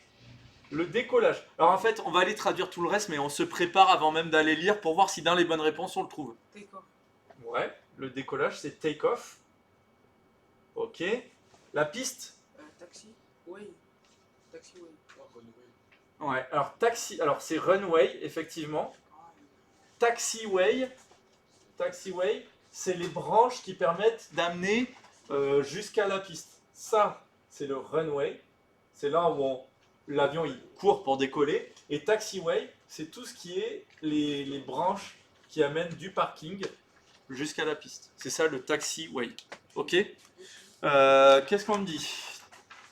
La piste est humide, ça on a déjà répondu. Trou 4. Les nuages. Ça s'appelle comment les nuages? Ouais. Clouds. Ouais. Clouds. Broken. Broken, ça veut dire, vous savez, il y a plusieurs états. Il y a, ouais, c'est épars, ouais. En fait, le premier état, c'est il n'y a rien. Ça, c'est clear. Ensuite, il y a de temps en temps quelques trucs. C'est scattered. Non, épars, c'est scattered. Broken, c'est que de temps en temps, il y a des trous. Donc là, c'est plutôt ce qu'on appelle le couvert et tout ça. Et quand c'est carrément une chape, on le verra après, je crois. C'est un overcast. Overcast, c'est vraiment il y a une chape dans laquelle il n'y a pas de trou. Point de rosée. Hein? Ouais. Alors, c'est pas pink. Rosée, la rosée, c'est pas le côté rose, en fait. Hein. C'est le côté où il y a de l'eau qui vient. Et donc, effectivement, celui-là, c'est le dew point. Ça, on le verra juste après. C'était juste pour débriefer un petit peu ça, d'accord? Je vous propose d'effacer et qu'on réexplique tous les trucs. Mais normalement, là, vous avez déjà les bonnes réponses pour le reste. On va aller quand même traduire tout le reste qu'on n'a pas vu pour voir s'il y a des choses importantes. Take off, décoller, fly down, ça voudrait dire, je suppose, descendre, mais ouais, Le vol il descend. ouais, mais je suis pas sûr que ça se dise en vrai. Landing, l'atterrissage, taxiing, le roulage. Ouais, Ah oui. le roulage. Et le roulage, en fait, quand on roule, c'est toujours cette partie-là. Quand on est sur le runway, c'est plus du roulage au sens propre. Ok. Runway, ça c'est vraiment la piste. Taxiway, c'est tout ce qui est les branches, ouais, qui amènent du parking jusqu'au runway. Airfield, C'est pas. C'est quand t'es dans les airs. ce serait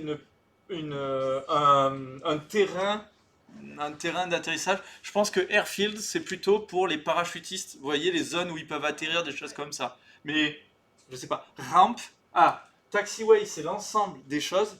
Une rampe, c'est vraiment la partie qui est là, qui est proche de la piste. Bon, c'est pas critique. Hein.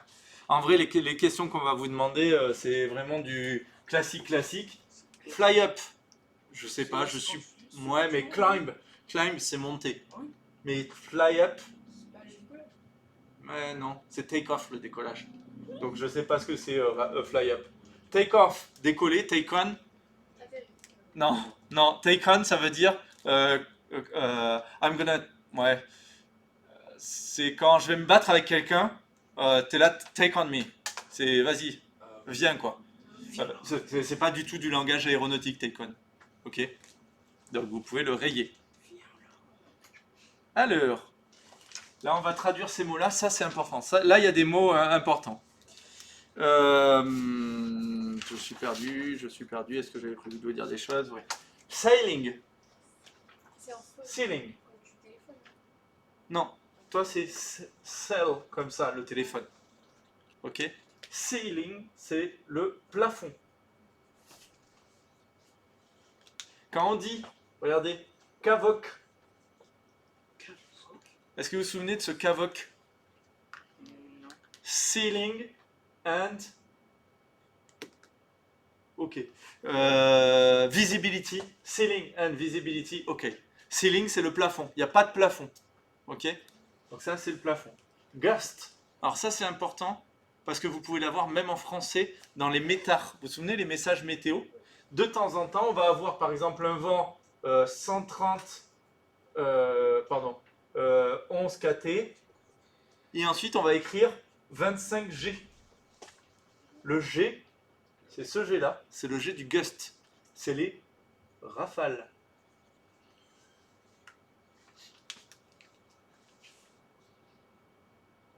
Clouds, le nuage. Clouds, j'en sais rien. C'est pas les gouttes. Clouds, je crois que c'est rien du tout, hein, clouds.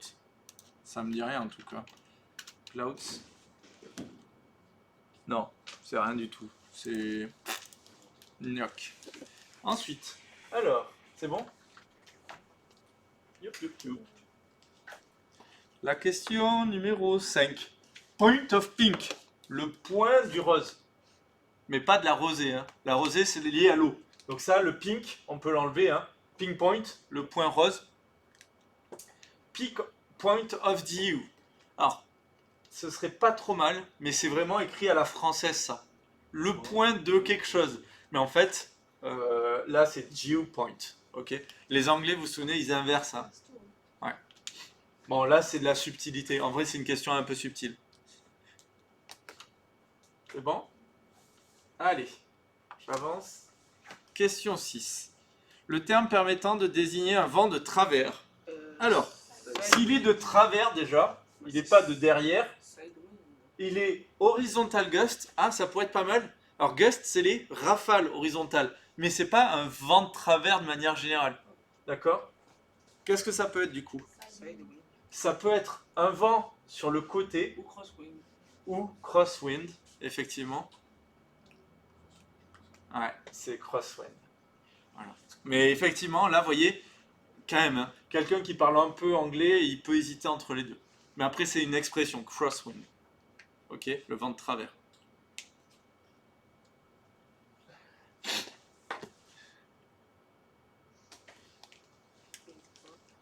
Est-ce que c'est bon? Alors, la question 7, ce qui est chiant, c'est que la phrase, elle est complètement sortie de son contexte. Et c'est dur de la comprendre, du coup. Take off weight, si c'était le verbe, et que je te dis, je vais parler par exemple à Jean, je vais lui dire You should take off weight, ça voudrait dire tu devrais perdre du poids. Ouais. C'est pas le contexte ici, hein, mais ici, c'est plutôt take off weight, le poids quand take off, au décollage. Ok? On lit toujours un peu à l'envers hein, en anglais. Donc là, ici, ça va être quoi? La masse max utile de l'avion, il n'y a pas la notion de décollage dedans. Masse maximale au décollage de l'avion, pourquoi pas. Masse marchande maximale de l'aéronef, il n'y a pas la notion de décollage. Masse maximum à vide, bah, c'est pas du tout au décollage. Donc non. Là, c'est vraiment la B, masse maximale au décollage de l'avion. Vous voyez qu'il y a quand même des mots-clés où même quand on ne sait pas trop, le fait qu'on nous parle de take-off, normalement, ça devrait aider. Aircraft, c'est pas tout. Alors, aircraft. C'est tout type d'avionnette. Bah ouais, c'est tout ce qui est les types d'aéronefs, tout ça. Du coup, là, la question, les avions gros porteurs, ce serait quoi plutôt? Cargo. Ouais, ça pourrait être cargo, ça pourrait être airline ou airliners, tu vois, pour ceux qui sont des gros avions de type passager, genre A380 et tout ça. Ah putain, la journée. Les planeurs. Putain, je me souviens plus comment ça se dit les planeurs. Airplane. Non. Ah, attendez, je vais chercher le mot parce que. Putain, en plus, c'est trop joli. Planeur en anglais. Désolé, j'ai oublié le mot. Ah oui, voilà. Bah oui, je suis con. Glider. Oui, glide, c'est glisser, c'est planer. Ouais, c'est joli, hein. Les ballons dirigeables. Bah, Bah non, pas du tout, hein. C'est pas du tout ça. Par contre, je sais plus comment ça se dit, un ballon dirigeable. c'est pas ballon. Un airship. Ils appellent ça airship, mais je suis pas. Ouais. Ce serait airship, mais je suis pas convaincu de cette traduction. Bon bref, là c'était la A. Hein. Tout type d'aéronef. Pour le parachutisme, drop zone, c'est quoi? C'est la zone où on peut larguer. Ouais, drop c'est lâcher, c'est échapper, c'est... Voilà. Donc là, drop zone, c'est l'avion de largage. Est-ce que c'est la zone de posée de l'avion largueur? Non. Bah non, la zone de posée de l'avion largueur, c'est ce qu'on appelle la piste. Hein. Enfin, je veux dire, les avions largueurs, ils atterrissent sur des pistes. La zone où il ne faut pas se poser. Bah, Non, ça, ce serait plutôt un truc du genre dead zone ou forbidden zone, tu vois. Une zone interdite, une zone morte, je sais pas. Là, ça n'existe pas, hein, c'est juste que ça peut pas être ça. L'atelier de pliage des parachutes. Bah oui, bien sûr, pourquoi pas. Hein. Ça, c'est juste l'atelier. La zone d'atterrissage des parachutistes, oui. Voilà. Mais vous voyez comment il faut quand même réfléchir à tout le reste pour être sûr. Hein. une, deux, trois. C'est bon? Ouais. Ah, le terme elevator, ça désigne quoi? Alors, l'inclinaison, la profondeur, la direction ou une pompe dans le jargon des véhivoles. C'est pas le dernier. Alors, c'est pas le dernier, effectivement. En fait, ce qu'il voulait dire, c'est que elevator, en anglais, c'est l'ascenseur. C'est pour ça qu'il parle des pompes dans le jargon des vélivoles. C'est qu'en fait, des fois, on dit « Ah, tiens, j'ai pris une pompe ou un ascenseur. » Voilà. Mais c'est pas elevator dans le bon sens. Ok? Ici, elevator, c'est ce qui va nous permettre de justement Monter. monter et descendre. Donc, c'est lequel, en termes de logique, qui vous permet de monter et de descendre? La gouverne de direction. Eh ouais, c'est celle de profondeur qui permet de monter et de descendre. Ah oui. Et oui. Bien sûr. Par contre, 2 secondes, je cherche.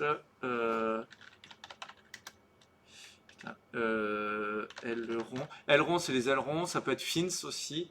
Aileron, depuis tout à l'heure. Alors, je suis désolé, depuis tout à l'heure, j'ai oublié d'enregistrer le début de l'anglais. Donc, il faut que vous connaissiez, voilà, flaps, les volets, elevator, la gouverne de profondeur, rudder, la gouverne de direction, et aileron, les ailerons. Voilà à peu près. Et les 3 angles, roll, Roll, ensuite pitch, pitch, et comme ça, le lacet, c'est yaw. Y-A-W. Voilà. Yaw. yo. Réverseur. C'est quoi un réverseur? Est-ce que c'est une hélice à pas variable, un inverseur de poussée, un refroidissement par air ou un hypersustentateur? Hypersustentateur, c'est les volets, les trucs comme ça. Sauf que reverse, c'est aller à l'envers. Donc là, ici, en fait, la bonne réponse, pour le moment, c'était la B. Reverseur, c'est ce qu'on a sur les turboréacteurs. Vous savez, quand les avions ils sont à l'atterrissage, à un moment, vous entendez, ça fait...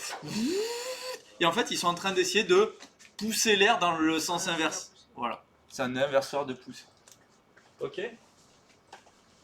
Bon, ça, c'est pas utilisé très souvent en aviation classique, donc voilà. L'atmosphère standard à la pression de la mer, c'est quoi? C'est Q. Alors, est-ce que c'est toujours donné par la tour? Est-ce que c'est toujours 1000 hectopascales? Non, ça c'est sûr. 1013,25, l'atmosphère standard, ouais. QNE pressure, c'est le QNH. Attention, il ne faut pas confondre avec le QNH. D'accord? QNH ou QFE. Mais voilà. Donc là, ici, la douce, c'était quoi? En fait, l'atmosphère standard, c'est le Mi 13,25. Au revoir. Hein. Moi aussi, je peux partir. Ouais, vas-y. Je finis hein, quand même. Dans les messages aéronautiques, le RASH. En fait, ici, il faut voir ces 2 messages séparés. RA pour rain, shower pour la douche. C'est quoi? En fait, shower, c'est pas juste rain. Rain, c'est juste il pleut un peu. D'accord? Par contre, shower, c'est vraiment une douche, c'est-à-dire il y a énormément d'eau qui tombe. Donc ici, c'est quoi? C'est l'averse de pluie. La neige, ça se dit comment? Snow. Snow. Ok. La grêle, je me souviens plus. Ah putain. Ah, je me souviens plus du nom de la grêle. Drizzle, je crois. Un truc comme ça. Ah non, drizzle, c'est la pluie fine. Drizzle, je crois. À vérifier. Bon, bref. Ce qu'il faut savoir, c'est que là, quand on a rain, shower, c'est vraiment une averse de pluie. Donc là, A pour la 13. L'anémomètre. C'est quoi un anémomètre? Il mesure quoi, l'anémomètre? Est-ce que tu sais... Je me suis perdu, je suis désolé. L'anémomètre, c'est des demi-boules comme ça, là. Mon dessin est de pire en pire. Hop. Je sais pas si tu vois ce que je veux dire. Des demi-balles. Voilà, ça va mesurer la force du vent. Ou la vitesse du vent. Donc, comment ça s'appelle? Est-ce que c'est un speedmaster? Est-ce que ça mesure une vitesse? Oui, mais une vitesse du vent. Donc pas speedmaster, c'est pas possible. Airspeed indicator. Pourquoi pas? Speed tachymeter. Alors tachymètre, c'est vraiment ce qui mesure une vitesse de rotation. Pourquoi pas, mais normalement ça ce serait plutôt un truc qui mesure une vitesse plutôt de rotation quoi. Vertical speed indicator, ça ce serait une vitesse verticale. Le plus probable, airspeed indicator. Ok, parce qu'on a bien l'idée de la vitesse du vent. Un indicateur de la vitesse du vent. D'accord? La 15, un message de la tour qui prévient d'un danger. Oula. Le mot gust, ça concerne quoi? Gust, on l'a dit tout à l'heure. Est-ce que c'est des vols d'oiseaux? Bah non. Un nuage de poussière? Non, ça ce serait dust. C'est ça qu'ils ont voulu vous... La poussière, c'est dust. Voilà. Forte précipitation? Non, ça serait plutôt des trucs short shower. Rafale de vent? Oui. On avait dit, hein, gust, c'est la rafale de vent. Et désolé, du coup, j'ai oublié d'enregistrer le début de l'anglais. Je suis un peu triste. Mais bon. C'est bon? Ok. On passe à la 16. Fox Victor Bravo, line-up, clear for takeoff, runway 31 left. Donc là, en gros, on vous dit quoi? Ça veut dire alignez-vous. Vous êtes autorisé à décoller au runway 31 gauche. Ok, c'est quand il y a deux pistes en parallèle, ça. Hein. Donc là, ici, on regarde. Est-ce que c'est atterrissage? Non. Temps clair? Ah oui, parce que là, il voulait dire clear. Et pour donc là, non, hein, temps clair. Autorisé au décollage, les deux sont bons. Hein. Piste 31, et là, il faut connaître juste left and right. Donc là, on élimine le droite.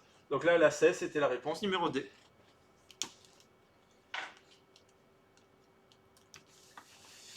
Les strobe lights. C'est quoi les strobe lights? Est-ce que tu as une idée, Phil Arthur, de ce que ça peut être? Ouais. Alors, ça pourrait être potentiellement les feux de brouillard.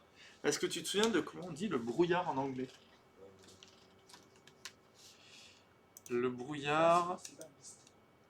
Hein? Mist, ouais, ça peut être un type de brouillard, mais après, je sais plus... Mist... Sinon, il y a... Ah oui, fog. Fog, le brouillard. Mist, ouais, c'est plutôt la bruine. La bruine, mist. Voilà, pardon, hein, désolé, il faut le temps que ça remonte. Donc, strobe, en fait, est-ce que tu sais ce que c'est l'effet stroboscopique? Vous en avez déjà entendu parler. C'est une lumière qui clignote très très vite. L'effet stroboscopique, tu vas bouger dans cette lumière et en fait, tu vas avoir l'impression que la personne, elle est quasiment en arrêt. Donc, un strobe light, c'est une lumière qui va faire des clignotements comme ça. Ah, pour l'atterrissage de l'avion comme ça? C'est à l'arrière de l'avion, souvent, le strobe light, il est ici, il est blanc, et en fait, il fait des gros clignotements partout. Donc le strobe light, en fait, c'était un feu à éclat. Voilà. En fait, on n'a pas de feu de brouillard sur les avions. Les feux de brouillard, c'est sur les voitures. En fait, ils sont où les feux de brouillard? Ils sont en dessous parce qu'il y a peu de brouillard au niveau du sol. Donc en fait, ça, c'est que sur les voitures. Feu d'atterrissage et feu de navigation, c'est deux feux qu'on a à l'avant de l'avion, ici. Feux de navigation, c'est des feux qui sont plutôt droits comme ça. Et les feux d'atterrissage, c'est des feux qui visent un peu plus le sol. Pour que quand tu te rapproches, ça t'éclaire le sol devant toi. Voilà. Donc là, ici, c'était feu à éclat, la 17. Ok. La 18. L'expression hold short runway 27. Autorisé de traverser la piste. Alors, hold, je ne sais pas si vous avez regardé Game of Thrones, mais il y a hold the door. Non? Ça vous dit rien? Hodor. Hodor, le gros géant qui parle plus. Bah, il s'appelle Odor parce que on lui avait donné l'ordre de maintenir la porte pour protéger ses amis. Bref, on s'en fout. Hold, ça veut dire tenir, garder, etc. Donc là, est-ce que c'est une autorisation de traverser? Surtout pas. Remonter la piste 27. Bah là, on vous dit hold short, ça veut dire de maintenir, de garder quelque chose. Donc là, c'est peu probable que ce soit remonté. Maintenez position. Ouais. Retourner au point 27, ce serait go back. Ou, tu vois. Donc là, ici, maintenez position au point d'attente piste 27. Oui, c'est ça. La 18, c'est donc la C. Et la 17, je vous ai dit quoi? Oui, la D, hein, c'est bon. La 19, dans un message, le terme scattered. Donc en fait, effectivement, on a clear, scattered, ensuite on a broken et overcast. Ça, c'est les 4 états du ciel. Là, j'ai que du bleu du ciel, j'ai pas de nuages. Là, j'ai beaucoup de bleu et un tout petit peu de nuages. Là, j'ai beaucoup de nuages et un tout petit peu de bleu. Et là, j'ai que des nuages. Donc ici, scattered, c'est pas aucun nuage. Ça, ce serait clear. C'est pas une formation orageuse. Ça, ce serait l'orage. C'est pas du tout ça. Des nuages soudés. Ce serait plutôt du broken ou un truc comme ça. Donc là, ici, la bonne réponse, scattered, c'était des nuages épars.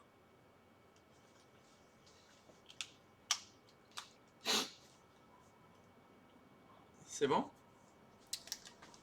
When the pilot moves the stick to the right. Quand le pilote bouge le manche à droite.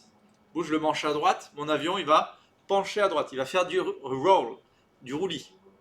Et l'aileron gauche, c'est l'aile gauche qui se lève. Donc du coup, l'aileron gauche se baisse. L'aileron droit se monte.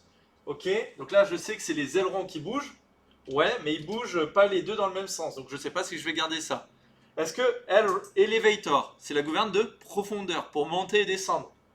Ça, c'est si je tirais et si je poussais sur le manche. Flaps. Flaps, c'est les volets. Donc là, les volets, ils ne bougent pas hein, quand je bouge le manche. Donc là, la bonne réponse par élimination des autres, c'est ailerons move.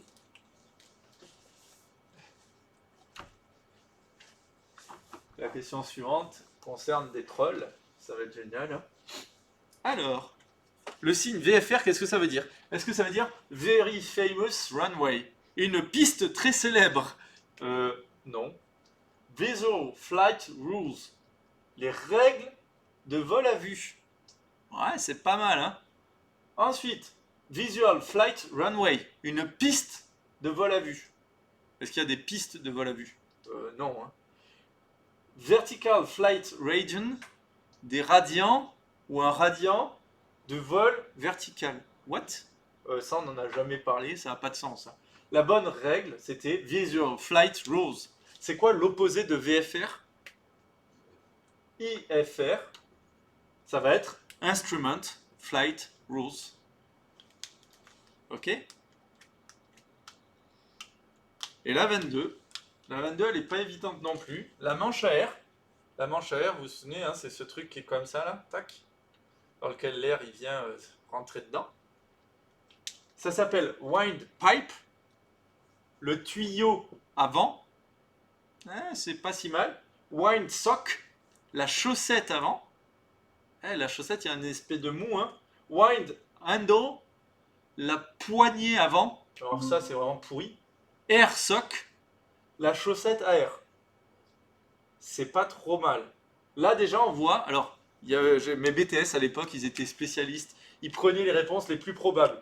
Ils me disaient, monsieur, il y a 3 fois wind, j'élimine air. Il y a 2 fois sock, je garde sock. Donc, ils gardaient la B. Et dans ce cas-là, ça aurait marché parce que c'était effectivement la B. Le windsock. Voilà l'idée de ce truc-là. Alors, comment ça marche les points que vous avez en anglais?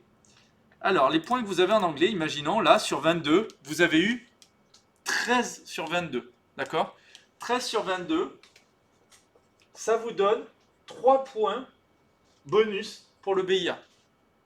Toutes les autres épreuves, ça va donner un score sur 100. Et bien dans ce score sur 100, je vais faire plus 3. Et si j'ai plus que 50 sur 100, j'ai le BIA. Voilà un petit peu l'idée de comment compte.